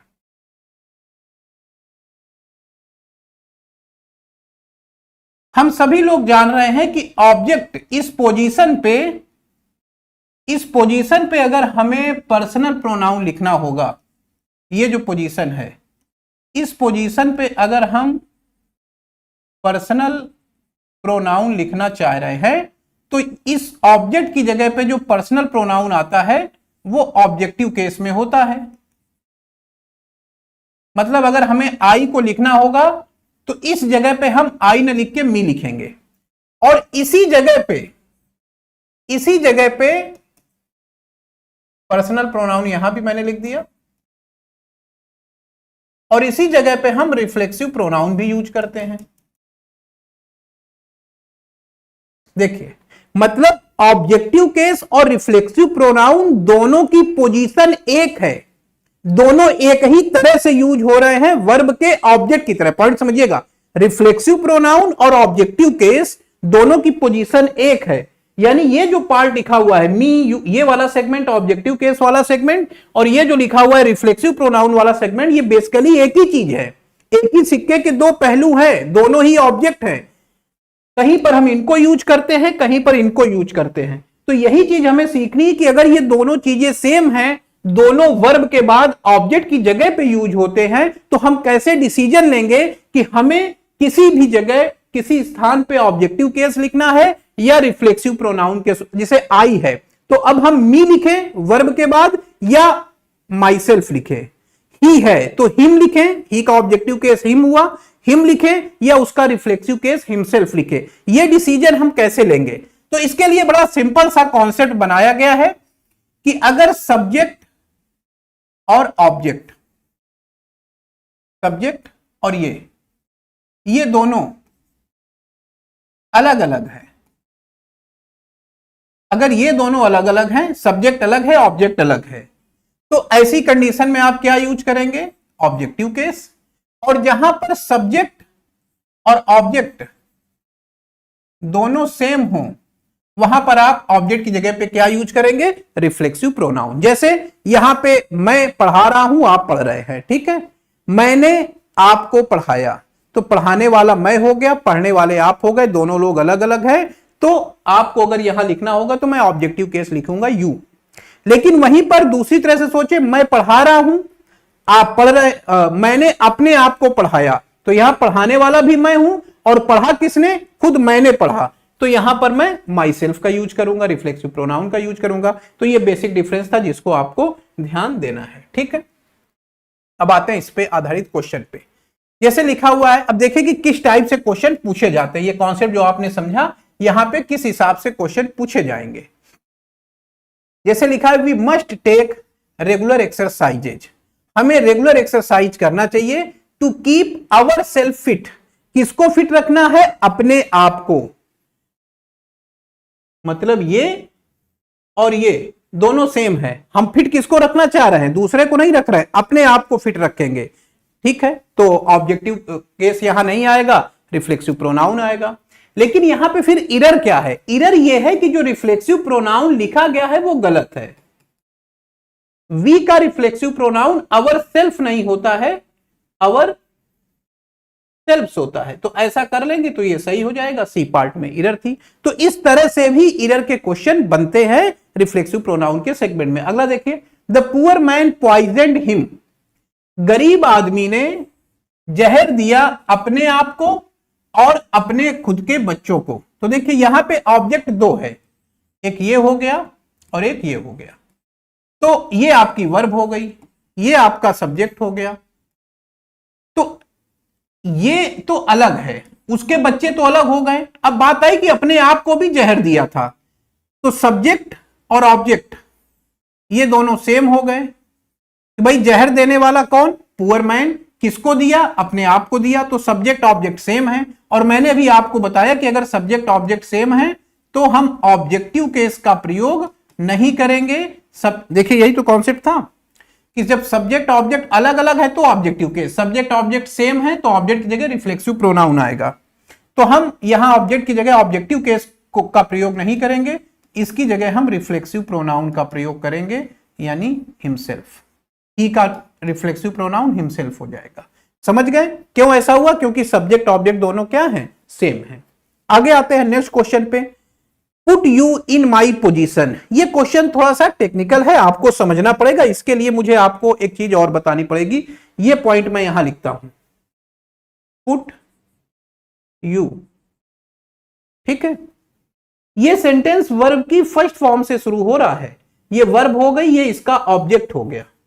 वर्ब के बाद लिखा है तो ऑब्जेक्ट हो गया। ये कौन सा सेंटेंस है? ये इंपरेटिव सेंटेंस है। आपने पढ़े होंगे इंग्लिश में कई टाइप के सेंटेंस होते हैं। जो असर्टिव सेंटेंस होता है वो सब्जेक्ट प्लस वर्ब से स्टार्ट होता है, लेकिन जो इंपरेटिव सेंटेंस है वो वर्ब की फर्स्ट फॉर्म से स्टार्ट होता है। तो ये वर्ब की फर्स्ट फॉर्म से शुरू हो रहा है, इसका मतलब ये इंपरेटिव सेंटेंस है। और इंपरेटिव सेंटेंस डायरेक्ट वर्ब की फर्स्ट फॉर्म से शुरू होता है, उसके बाद उसका ऑब्जेक्ट लिखा रहता है। इसमें सब्जेक्ट नहीं लिखा जाता, लेकिन ऐसा नहीं कि इसमें सब्जेक्ट नहीं होता है, इसमें सब्जेक्ट होता है लेकिन लिखा नहीं रहता है, छिपा रहता है। और वो सब्जेक्ट क्या होता है? यू। ये यू इसमें सब्जेक्ट होता है जो कि छिपा रहता है। कौन से सेंटेंस में? इंपरेटिव सेंटेंस में, जो कि किससे शुरू होते हैं? वर्ब की फर्स्ट फॉर्म से। जैसे मैंने आपसे कहा पानी लाओ, ब्रिंग वाटर, तो यहां ब्रिंग वर्ब हो गई, ये इंपरेटिव सेंटेंस है, इसमें जो सब्जेक्ट है यू वो छिपा हुआ है। खड़े हो जाओ, स्टैंड अप, इंपरेटिव सेंटेंस है। ऑर्डर वाले वाक्य, एडवाइज, रिक्वेस्ट, इस तरीके के वाक्य डायरेक्ट इंडायरेक्ट में आपने पढ़े होंगे। ये सारे इंपरेटिव सेंटेंस होते हैं जो कि वर्ब की फर्स्ट फॉर्म से शुरू होते हैं। इनका सब्जेक्ट लिखा नहीं जाता, छिपा रहता है। अब जरा सोचिए, अगर सब्जेक्ट लिखे चाहे ना लिखे, भले छिपा हुआ है, लेकिन अगर छिपा भी है तो ये जो कंस्ट्रक्शन बन रहा है इसमें सब्जेक्ट और ऑब्जेक्ट दोनों सेम है। ऑब्जेक्ट हमारे सामने लिखा गया है यू, लेकिन सब्जेक्ट हमारे सामने लिखा नहीं है, लेकिन हम जानते हैं, इंग्लिश में हमारे अंदर ये समझ है कि ये जो यू है इंपरेटिव सेंटेंस में ये छिपा रहता है। तो हम कॉन्सेप्ट यहां अप्लाई करेंगे कि भाई यहां पर एग्जामिनर ने हमको बेवकूफ बनाने की कोशिश की है, लेकिन हम बेवकूफ थोड़ी हैं, हम तो समझदार हैं। ये ऑब्जेक्ट हो गया, ये वर्ब हो गई, सब्जेक्ट नहीं लिखा है, हम समझ जाएंगे कि इसका जो सब्जेक्ट है वो यू है, ये छिपा हुआ है। और छिपा है तो सब्जेक्ट और ऑब्जेक्ट दोनों क्या हो जाएगा? सेम हो जाएगा। और अगर दोनों सेम हो जाएगा या सेम है तो ऑब्जेक्ट की जगह पर ऑब्जेक्टिव केस गलत माना जाएगा, हमें इसकी जगह रिफ्लेक्सिव प्रोनाउन लिखना होगा। और यू का रिफ्लेक्सिव प्रोनाउन दो होता है, योरसेल्फ और योरसेल्फ दोनों होते हैं ना। देखिए यहां मैंने आपको बताया है, ये देख, योरसेल्फ और योरसेल्फ। केवल यू में ऐसा है। क्या डिफरेंस है? यू आप एक व्यक्ति के लिए भी यूज करते हैं और एक से ज्यादा। मैंने आपसे कहा यू स्टैंड अप, किसी एक आदमी के लिए बोला, और सब लोग हैं तो भी कह सकता हूं यू स्टैंड अप। तो यू एक लोगों के लिए भी आता है और एक से ज्यादा लोगों के लिए भी आता है। अगर यू एक लोगों के लिए आ रहा है तो उसका रिफ्लेक्सिव प्रोनाउन योरसेल्फ यूज करिएगा, एक से ज्यादा लोगों के लिए आ रहा है तो उसका रिफ्लेक्सिव प्रोनाउन योरसेल्फ यूज करिएगा। तो वापस आते हैं हम लोग अपने क्वेश्चन में, और यहां अपने आप को मेरी जगह रखो, तो यहां यू किसी एक आदमी के लिए यूज हो रहा है, तो इसलिए हम लोग इसका रिफ्लेक्सिव प्रोनाउन क्या लिखेंगे? योरसेल्फ कर लेंगे, सेंटेंस सही हो जाएगा। समझ रहे हैं? कॉन्सेप्चुअल क्वेश्चन है। आगे बढ़ते हैं, आगे क्या लिखा हुआ है? अगला question, he took his younger sister with himself. वह अपनी छोटी बहन को अपने साथ ले गया। पॉइंट फिर समझिएगा, ये सब्जेक्ट है, ये वर्ब है, और ये इसका ऑब्जेक्ट लिखा हुआ है। ठीक है, ऑब्जेक्ट है। विथ हिमसेल्फ ये प्रीपोजिशन है। मैंने जो रूल आपको बताया है, मैंने जो रूल आपको समझाया है वो बताया है जब वर्ब के बाद, देख लीजिए भूलिएगा मत, कॉन्सेप्ट क्या कहता है, जब सब्जेक्ट ऑब्जेक्ट एक हो तो वर्ब ऑब्जेक्ट की जगह ऑब्जेक्टिव केस आता है अलग अलग होने पे, और अगर दोनों सेम है तो ऑब्जेक्ट की जगह रिफ्लेक्सिव प्रोनाउन आता है वर्ब के बाद। अब यहां पर आप देख रहे होंगे इस क्वेश्चन में ऑब्जेक्ट तो ये लिखा हुआ है, यहां तो कोई चर्चा नहीं, ये प्रीपोजिशन है। और प्रीपोजिशन के बाद, ये कल की क्लास में मैंने आपके साथ डिस्कस किया था कि प्रीपोजिशन के बाद जो वर्ड आता है वो प्रीपोजिशन का क्या होता है, ऑब्जेक्ट होता है। और प्रीपोजिशन का ऑब्जेक्ट होगा तो कौन से केस में लिखा जाएगा, ऑब्जेक्टिव केस में, क्योंकि ये रिफ्लेक्सिव प्रोनाउन वाली कहानी वर्ब के लिए है, प्रीपोजिशन के लिए मैंने नहीं बताया, ध्यान दीजिएगा। ऐसा नहीं कि आप अपने आप समझ जाएं कि प्रीपोजिशन के लिए भी है, नहीं, अगर होता तो मैं बता देता। ये रिफ्लेक्सिव प्रोनाउन की कहानी केवल वर्ब के लिए अप्लाई होगी, प्रीपोजिशन के लिए अप्लाई नहीं होगी। फिर से इस बात को समझ लीजिएगा। तो ये प्रीपोजिशन है, इसके बाद रिफ्लेक्सिव प्रोनाउन आया तो प्रीपोजिशन सीधा कहेगा भाई देखो रिफ्लेक्सिव प्रोनाउन का मतलब वर्ब से होगा, मुझसे कोई मतलब नहीं है, मैं जहां आऊंगा मेरे बाद ऑब्जेक्टिव केस दिखाई देना चाहिए, कृपया आप जाइए और ऑब्जेक्टिव केस को भेजिए। तो हिमसेल्फ गलत हो जाएगा, निकल जाएगा चुपचाप यहां से, और इसकी जगह हम लोग क्या लिख लेंगे, ऑब्जेक्टिव केस हिम, और सेंटेंस हमारा सही हो जाएगा। सी पार्ट में इरर थी। आगे आइए 26, you should avail of every opportunity. वापस चलते हैं। अब ये कॉन्सेप्ट क्या कहता है या वही बता दूं, चलिए अब हम आगे बढ़े। ये तो कॉन्सेप्ट पे आधारित क्वेश्चन थे, अब कुछ रूल आधारित क्वेश्चन यहां पे हमें देखने हैं। मतलब जैसे हमने कॉन्सेप्ट तो समझ लिया कहां रिफ्लेक्सिव प्रोनाउन आता है, लेकिन उसके साथ साथ कुछ वर्ब ऐसी हैं जिनके बाद अगर ऑब्जेक्ट नहीं लिखा है तो आप रिफ्लेक्सिव प्रोनाउन का प्रयोग करेंगे। तो मैं यहां पे इस रूल को लिख दे रहा हूं, ठीक है।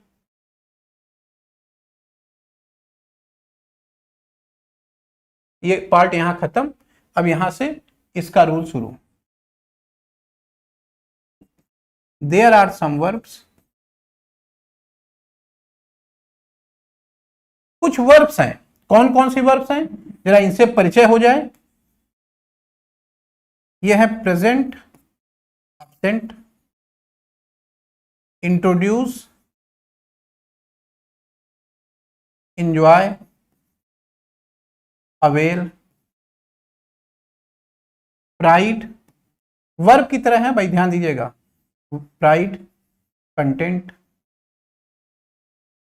और इसके अलावा आपके दो वर्ड और हैं, एडाप्ट टू और एकस्टम टू।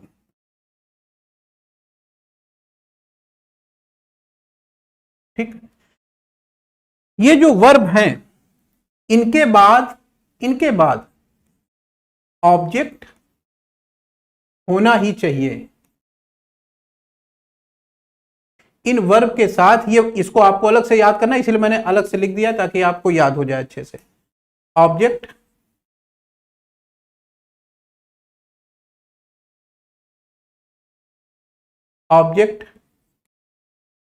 होना ही चाहिए। ये सब आपको नोट करने की आवश्यकता नहीं है, पीडीएफ फॉर्म में मिल जाएगा, फिर आराम से जब दोबारा से पढ़िएगा तब नोट कर सकते हैं, ठीक है। इनके बाद ऑब्जेक्ट होना ही चाहिए, यदि नहीं है तो ऑब्जेक्ट के स्थान पर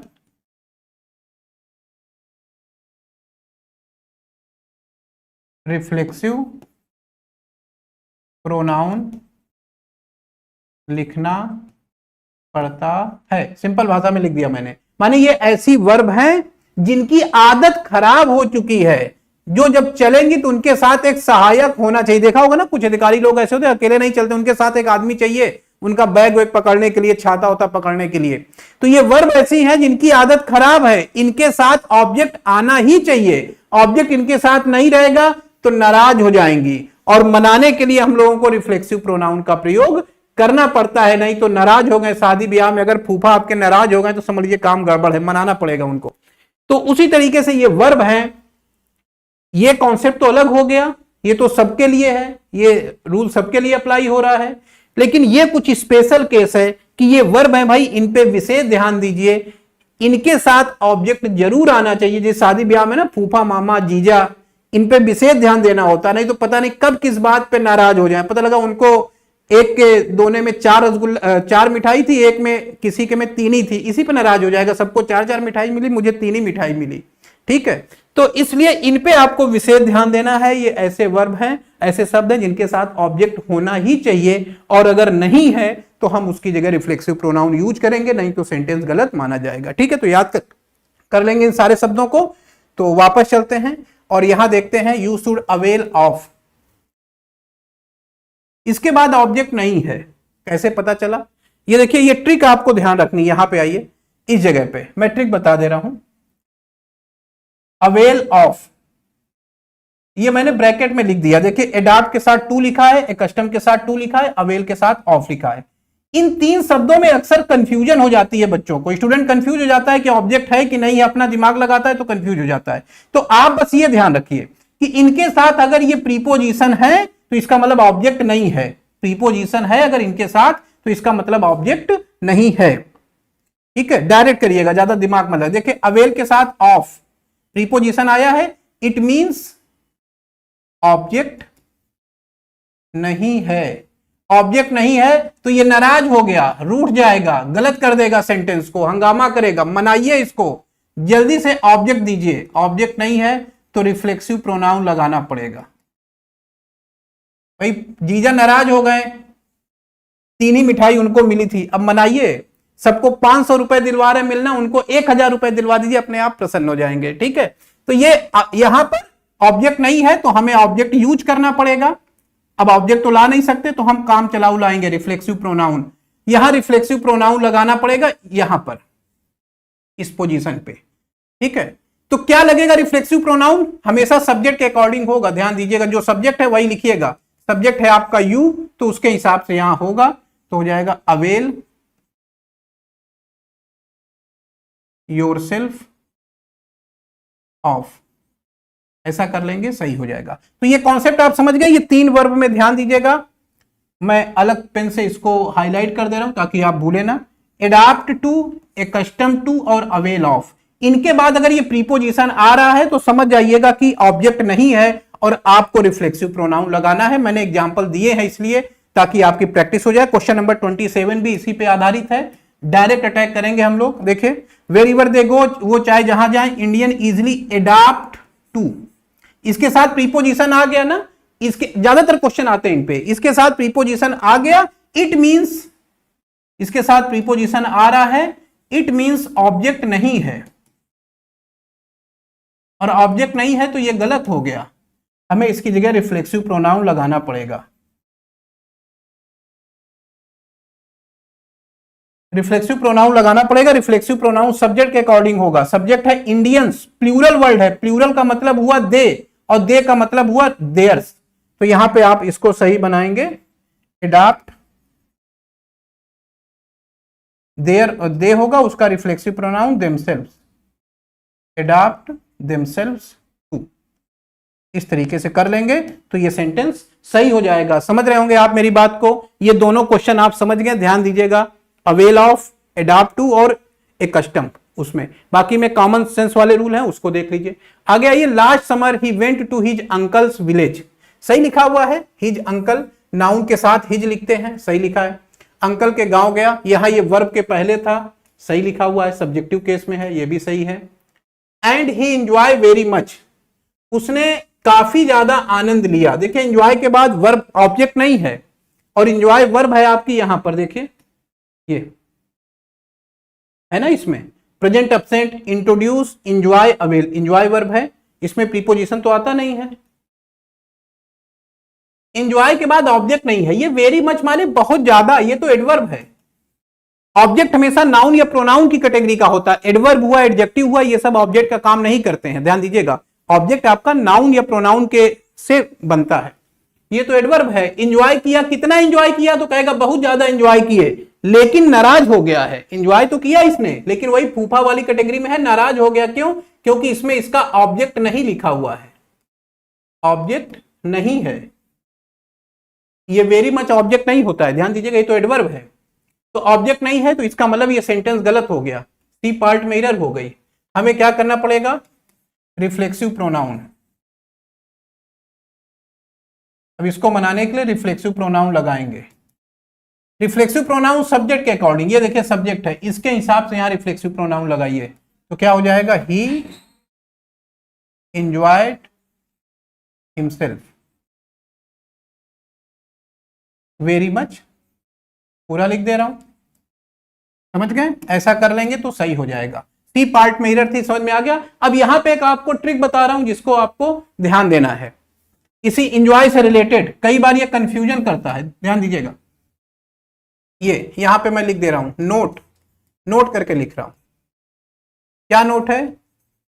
इंजॉय के साथ अगर वर्ब की फर्स्ट फॉर्म में आईएनजी लिखा है, इंजॉय के साथ वर्ब की फर्स्ट फॉर्म में आईएनजी लिखा है, तो इसका मतलब है कि ये वर्ब की फर्स्ट फॉर्म में आईएनजी अगर लिखा हुआ है तो इसका मतलब ये ऑब्जेक्ट है। पॉइंट क्लियर हो रहा है? इंजॉय के साथ अगर वर्ब की फर्स्ट फॉर्म में आईएनजी लिखा हुआ है तो इसका मतलब ये ऑब्जेक्ट है, और ऑब्जेक्ट है तो रिफ्लेक्सिव प्रोनाउन मत यूज करिएगा। तो ऐसे सारे सेंटेंस जहां इंजॉय के बाद आईएनजी आपको मिले, आप समझ जाइए इसमें हमें रिफ्लेक्सिव प्रोनाउन यूज करने की आवश्यकता नहीं है, क्योंकि उन सारे वाक्यों में कोई उसमें अपवाद नहीं है। उन सारे वाक्यों में जो आईएनजी है वो एज ए ऑब्जेक्ट की तरह काम कर रहा होगा, और अगर ऑब्जेक्ट है तो फिर हमें रिफ्लेक्सिव प्रोनाउन यूज करने की आवश्यकता नहीं होती है। रिफ्लेक्सिव प्रोनाउन तो तब यूज करते हैं जब ऑब्जेक्ट नहीं होता है। तो ये इंजॉय वाले केस में आपको थोड़ा ध्यान रखना है। आगे आइए, अगला question, Rustam and my self सा द पिक्चर। सा वर्ब है, वर्ब के पहले ये एज ए सब्जेक्ट लिखा हुआ है, देख रहे हैं, एज ए सब्जेक्ट लिखा हुआ है, और एज ए सब्जेक्ट लिखा हुआ है तो रुस्तम तो नाम हो गया किसी का, नाउन है, और एंड से जोड़ के ये पर्सनल प्रोनाउन लिखा गया है माई सेल्फ, और ऐसा लिखा गया है जैसा हम बोलते भी हैं। कहीं अपना इंट्रोडक्शन देना होता है माई सेल्फ फलाना, ऐसा बोलते हैं, तो कई बार ये पढ़ने में सही लगता है, बोलचाल में सही होता है। तो कई चीजें जो बोलचाल की भाषा में सही हैं वो ग्रामर में आकर के गलत हो जाती हैं। तो इस चीज को आपको समझना है कि भाई वर्ब के पहले हमें सब्जेक्ट के रूप में लिखना है। यहां माई सेल्फ है, आप समझ जाएंगे कि ये गलत है, क्योंकि सब्जेक्ट के रूप में सब्जेक्टिव केस ही आना चाहिए। ये देखिए, ये बताया था ना, सब्जेक्ट के रूप में सब्जेक्टिव केस ही आना चाहिए। सबकी अपनी सीमाएं बनाई गई हैं, अपनी हद में रहें तो ज्यादा बेहतर है, दूसरे के क्षेत्र में कृपया प्रवेश न करें, ठीक है। चलिए, तो यहां सब्जेक्ट के रूप में सब्जेक्टिव केस होगा, ये रिफ्लेक्सिव प्रोनाउन यूज किया गया है, गलत है। इसका सब्जेक्ट क्या होगा? माई सेल्फ का आई हो जाएगा, आई कर लेंगे तो सेंटेंस सही हो जाएगा। आगे आइए, when one hears of the incident about the plane crash he feels very sorry. हाँ, हो गया, ये खत्म हो गया। माने जो कॉन्सेप्ट हम लेके चल रहे थे रिफ्लेक्सिव प्रोनाउन का, उसके क्वेश्चन लगभग कंप्लीट हो गए। जितनी वैरायटी से क्वेश्चन आ सकते थे वो लगभग हर वैरायटी मैंने आपको करा दी है, क्वेश्चन उसी के आसपास मिलेगा आपको, ठीक है। अब आते हैं नए कॉन्सेप्ट पे, ध्यान दीजिएगा। नाउन भी हमने इसी तरीके से पढ़ा है, प्रोनाउन भी हम इसी तरीके से पढ़ रहे हैं। जो अलग अलग कॉन्सेप्ट हैं वो सारे कॉन्सेप्ट हम वन बाई वन लेके चल रहे हैं, ताकि आपका चीजें कंप्लीट हो सके संपूर्णता में।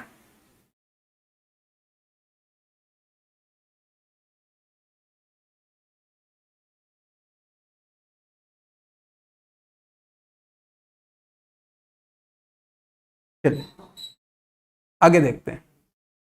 अगला क्वेश्चन 30 नंबर। कई लोग कमेंट कर रहे हैं, मैं देख लेता हूं, लेकिन अब टाइम नहीं वेस्ट करना है, क्योंकि समय आपके पास भी, आपका भी समय इंपॉर्टेंट है, उसका थोड़ा मुझे ध्यान रखना है, ठीक है। हंसी मजाक फिर कभी होगा, अभी पढ़ते समय थोड़ा सीरियस रहना ज्यादा जरूरी है। तो क्वेश्चन नंबर 30 अब ये जो आगे है ये अगले नए कॉन्सेप्ट पर आधारित क्वेश्चन है। पहला वाला कॉन्सेप्ट अलग हो गया, अब ये नया कॉन्सेप्ट है। इसको देखते हैं क्या ये क्या कहता है। ये इस कॉन्सेप्ट पे आधारित है। पहले यहां पे हम लोग कॉन्सेप्ट समझ लेते हैं। जैसे देखिए ही है, तो ही का स्वरूप हमने देख लिया, या यहीं पर हम लोग इसको भी डिस्कस कर लें तो ज्यादा बेहतर रहेगा। ये सारी चीजें एक जगह हो जाएंगी आपकी, ये पूरी कहानी आपको पता है। तो इसी के साथ एक चीज को और जोड़ लीजिए आप, कि इन सब लोगों को आप देख रहे हैं, इसी में एक आदमी को और एडजस्ट कर लीजिए, इस परिवार में एक व्यक्ति को और शामिल करिए, वो है वन। और ये अलग है इन सबसे अलग है, इसीलिए अलग पेन से लिख रहा हूं।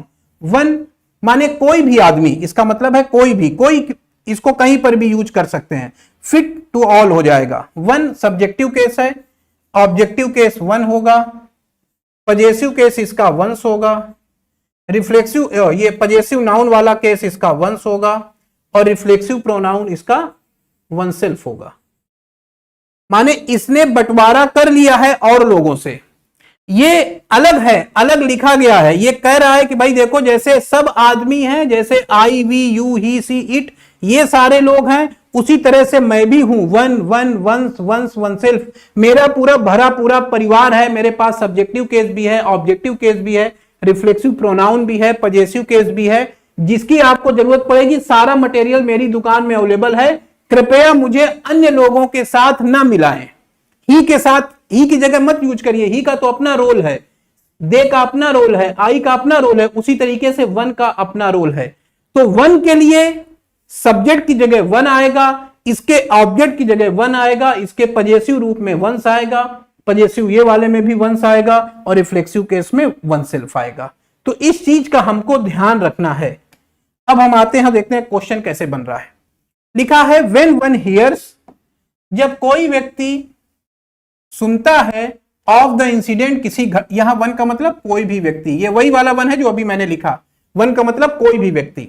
जब कोई व्यक्ति किसी घटना के बारे में सुनता है, about the plane crash, plane crash के बारे में हुई घटना को सुनता है, तो ही फील्स वेरी सॉरी, उसे बहुत दुख होता है। किसको बहुत दुख होता है? यह दुख हो रहा है वन को। जो आदमी घटना के बारे में सुनता है उसको बहुत दुख होता है।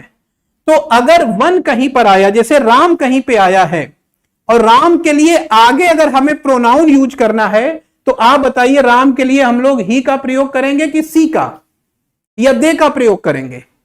जाहिर सी बात है, इतनी समझ तो आपको भी है कि राम के लिए सी का प्रयोग नहीं होगा, राम के लिए इट का प्रयोग नहीं होगा, राम के लिए दे का प्रयोग नहीं होगा, राम के लिए ही का प्रयोग होगा। ये सेट है पैटर्न। उसी तरह से इंग्लिश में ये भी सेट है कि भाई वन है तो उसके सारे स्वरूप हैं, one one one's oneself. यहां पे वन के लिए ही का प्रयोग कर दिया गया, जो कि गलत है।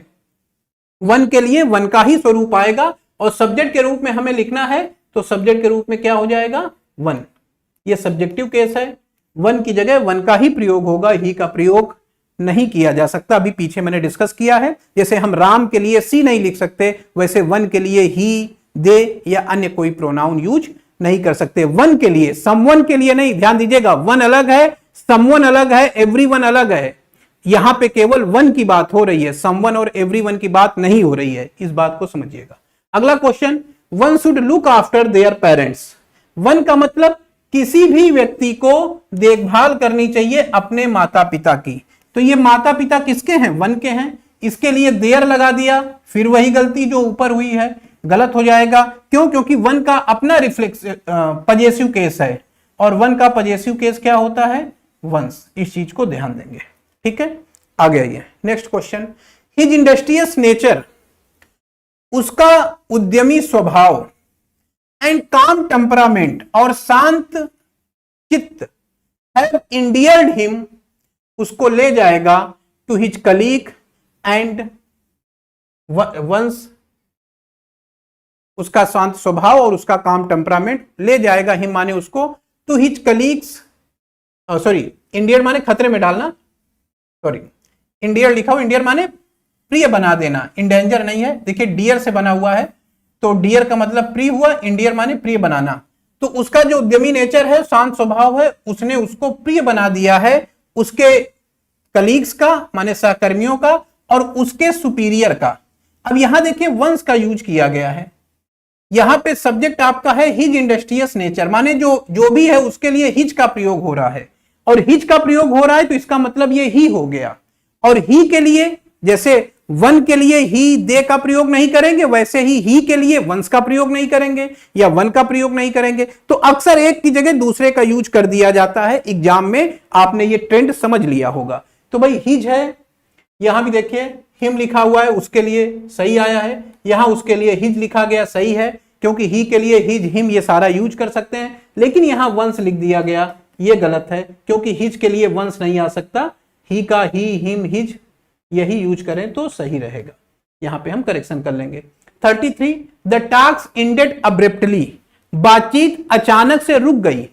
जैसे आपकी क्लास चली, मैंने कहा हो गया भाई आज की क्लास खत्म, कल मिलते हैं, आप चौंक जाएंगे। ये मैंने अभी बंद कर दूं, बंद नहीं कर रहा हूं भाई, अभी बंद कर दूं तो आप क्या कहेंगे, क्लासेस एंड एब्रप्टली, क्लासें अचानक से खत्म हो गई, हम तो लगे हुए थे पढ़ने में कि अभी कुछ और सीखने मिलेगा, तब तक क्लास बंद हो गई, तो ये एब्रप्टली हो जाता है। टॉक्स एंडेड एब्रप्टली, वार्ता अचानक से खत्म हो गई, when one of the delegate. अब यहां अगला कॉन्सेप्ट है, इसी से संबंधित, वन से ही संबंधित।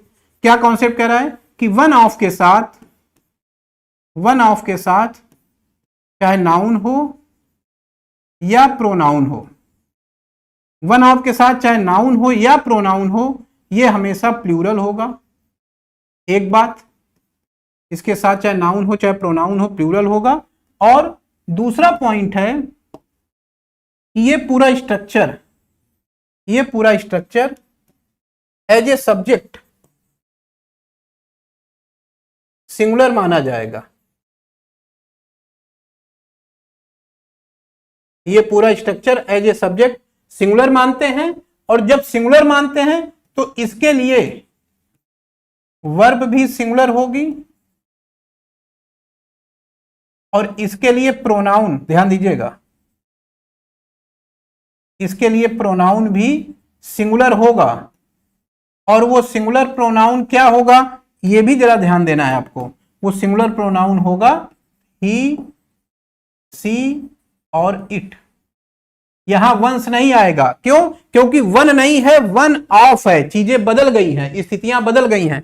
केवल वन होगा तो अलग की बात है, लेकिन one of plus plural noun है, तो वन ऑफ के बाद पहला कॉन्सेप्ट है कि वन ऑफ के साथ नाउन प्रोनाउन जो भी लिख रहे हैं वो प्लूरल होगा। क्यों? क्योंकि मीनिंग ही यही है, मेरे मित्रों में से एक, वन ऑफ माई फ्रेंड्स, तो फ्रेंड्स कई हैं, उनमें से एक लेना पड़ेगा, तो कई में से ही तो एक होगा, एक में से एक थोड़ी होगा, कई में से एक। इसलिए वन ऑफ के साथ नाउन प्रोनाउन प्लूरल होता है, लेकिन चूंकि पूरा रहती, समझ गए होंगे आप ये कॉन्सेप्ट। आगे बढ़ते हैं। India GDP is most likely to grow at 6% हो गया, ये कॉन्सेप्ट भी खत्म हो गया भाई, वन वाला भी। इसमें एक दो चीजें अभी रह गई हैं, वो हम लोग अभी आगे जब मिक्स प्रैक्टिस करेंगे तो वहां मैं कराऊंगा, ठीक है। और आपको यही बता दे रहा हूं, ये डिफरेंस एक हमें देखना है वंस और वंस का। ये आप थोड़ा इस पे काम करिएगा कि इसमें क्या अंतर होता है। कहीं पे ये लिखा है, कहीं पे ये लिखा हुआ है, इसमें भी क्वेश्चन आ जाता है, जहां ये लिखना रहता है वहां ये लिखते हैं, जहां पे ये लिखना रहता है वहां पे ये लिख देते हैं। तो इस पे थोड़ा काम कर लीजिएगा, कराऊंगा इसका क्वेश्चन अभी आगे चलते हैं। अगला कॉन्सेप्ट देखते हैं। क्वेश्चन नंबर 34 और 35 में जो कॉन्सेप्ट लिया गया है वो अलग है। ये कॉन्सेप्ट क्या कहता है, बड़ा सिंपल सा कॉन्सेप्ट है। ये कहता है कि देखिए, जब हम कंपैरिजन करते हैं, when we compared two or more things, जब हम दो या दो से अधिक चीजों में तुलना करते हैं तो हमेशा ध्यान रखिए, तुलना बराबर वाली चीजों में होती है। अगर आपको कंपेयर, एक लड़का जो अभी नया आया बेचारा इंटर पास करके, अभी उसने एबीसीडी जानी नहीं, एसएससी जानी नहीं रहा है, और एक आप हैं जो पिछले 3 साल से लगे हुए तैयारी में, और उसको लेके बैठ गए कि चलो आओ देखते हैं कौन मैथ जल्दी सॉल्व करेगा, कौन इंग्लिश जल्दी सॉल्व करेगा, तो ये कंपेरिजन यहां सही नहीं हो पाएगा ना, क्योंकि आपकी क्वालिटी अलग है, उसकी क्वालिटी अलग है। इसी तरह से मैंने कहा सोहन राम की भैंस से सुंदर है, तो अब भाई सोहन लड़का है, राम की भैंस जानवर है, तो भैंस और सोहन की कोई तुलना हो सकती है? नहीं हो सकती है। तो पहला तो कॉन्सेप्ट ये रखना है कि कंपैरिजन बराबर की चीजों में होगा। नंबर एक बात, कंपैरिजन बराबर की चीजों में होगा। तो वही करें कि when we compare two or more thing, जब हम दो या चीजों में तुलना करते हैं तो हमें ध्यान रखना है कि सिंगुलर के लिए हम लोग दैट का यूज करते हैं, और प्लूरल चीजों के लिए हम लोग दोज का प्रयोग करते हैं। ये चीज हमारे एडजेक्टिव चैप्टर में भी आएगी, वहां से मेन ये है वहीं का पार्ट, लेकिन चूंकि प्रोनाउन से जुड़ा हुआ है इसलिए इसका क्वेश्चन यहां मैं करा दे रहा हूं। दो इस पे क्वेश्चन आते हैं, अभी एसएससी में पूछे गए हैं, मैं पेपर देख रहा था 18 से 23 के बीच का, तो इसमें क्वेश्चन आए थे। वो सारे क्वेश्चन मैं आपको दूंगा सीट के फॉर्म में, करिएगा आप, ठीक है। सारे क्वेश्चन 18 से 23 तक के आपको दे दूंगा। ये मैं क्वेश्चन 18 से पहले के करा रहा हूं, माने 18 से पहले 2010 से लेके 18 तक या 2014 से लेके 18 तक जो क्वेश्चन आए हैं वो सारे करा दे रहा हूं। 18 से 23 तक आपको दूंगा करने के लिए, सारे कॉन्सेप्ट यही है, कोई उसमें नया क्वेश्चन नहीं रहेगा, उसका सोल्यूशन भी आपको मिल जाएगा, ताकि पिछले 10 साल के एसएससी का क्वेश्चन आप करके जाएं तो कैसा भी क्वेश्चन आए आप करने में अपने आप को सक्षम पाएंगे। अब जैसे लिखा हुआ इंडिया जीडीपी, इंडिया की जीडीपी इज मोस्ट लाइकली, काफी अधिक संभावना है टू ग्रो, माने ग्रो करने की, at 6% higher than those of the US. यहां इंडिया की जीडीपी है और इंडिया की जीडीपी की तुलना, इंडिया की क्या है, इंडिया की है जीडीपी, और इसका कंपैरिजन हो रहा है यूएस की जीडीपी से। क्लियर हो गया पॉइंट। और यहां पर जीडीपी लिखने की जगह लिखा गया है दोज। अब आप खुद सोचिए ये जीडीपी वर्ड कैसा है, जीडीपी सिंगुलर वर्ड है ना, और सिंगुलर है तो यहां पर यूएस की जीडीपी होगी, और यूएस की जीडीपी होगी तो सिंगुलर के लिए दोज यूज करेंगे तो गलत हो जाएगा। यहां मैंने बताया जब हम दो चीजों में कंपेयर करते हैं तो सिंगुलर के लिए दैट और प्लूरल के लिए दोज लगाते हैं, तो यह पार्ट यहां पे गलत हो जाएगा, ये गलत हो जाएगा, हमें इसकी जगह क्या लिखना पड़ेगा, दैट। तो यही कॉन्सेप्ट यहां पे अप्लाई होगा इस क्वेश्चन में। आप समझ गए होंगे कि हमें क्या एरर लेनी है। भारत की जीडीपी यूएस की जीडीपी की तुलना में, तो ये गलत हो गया क्योंकि ये दोज जीडीपी के लिए यूज हो रहा है, जीडीपी सिंगुलर वर्ड है, सिंगुलर के लिए तुलना करते समय दैट लगाएंगे, दोज का प्रयोग नहीं करेंगे। इस तरीके से कर लीजिए करेक्शन, तो सेंटेंस आपका सही हो जाएगा।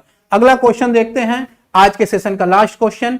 Our soldiers were better trained than that of enemies. हमारे सिपाही, our soldiers, हमारे सिपाही, ठीक है, were better trained than that of enemies. That of enemies का मतलब क्या हुआ, that of enemies का मतलब हुआ soldiers of enemies। इधर soldiers of enemies है, इधर our soldiers है। इनमें कंपैरिजन हो रहा है, हमारा और शत्रुओं का कंपैरिजन नहीं हो रहा है, हमारे सिपाही का और शत्रु के सिपाही का कंपैरिजन हो रहा है। तो हमारे सिपाही और शत्रु के सिपाही में अगर आप ध्यान से देखें तो यहां सिपाहियों का कंपैरिजन हो रहा है, जैसे यहां हमारे सोल्जर्स हैं और यहां पर शत्रुओं के सोल्जर्स हैं, और यहां सोल्जर्स की जगह दैट लिखा गया है। यह गलत है। क्यों गलत है, क्योंकि सोल्जर्स प्लूरल है, और यहां मैंने बताया कि प्लूरल के लिए हम दैट नहीं लगाएंगे, क्या लगाएंगे, दोज। तो दोज कर लेंगे तो सेंटेंस हमारा सही हो जाएगा। बी पार्ट में एरर है, जहां पे दैट है वहां पे आप क्या कर लीजिए, दोज कर लीजिए, सेंटेंस आपका सही हो जाएगा। तो समझ गए होंगे आप। तो आज की क्लास हम यहीं तक रखते हैं, कल फिर आपसे मुलाकात होगी। प्रोनाउन का जो बचा हुआ सेगमेंट है उसको हम लोग डिस्कस करेंगे।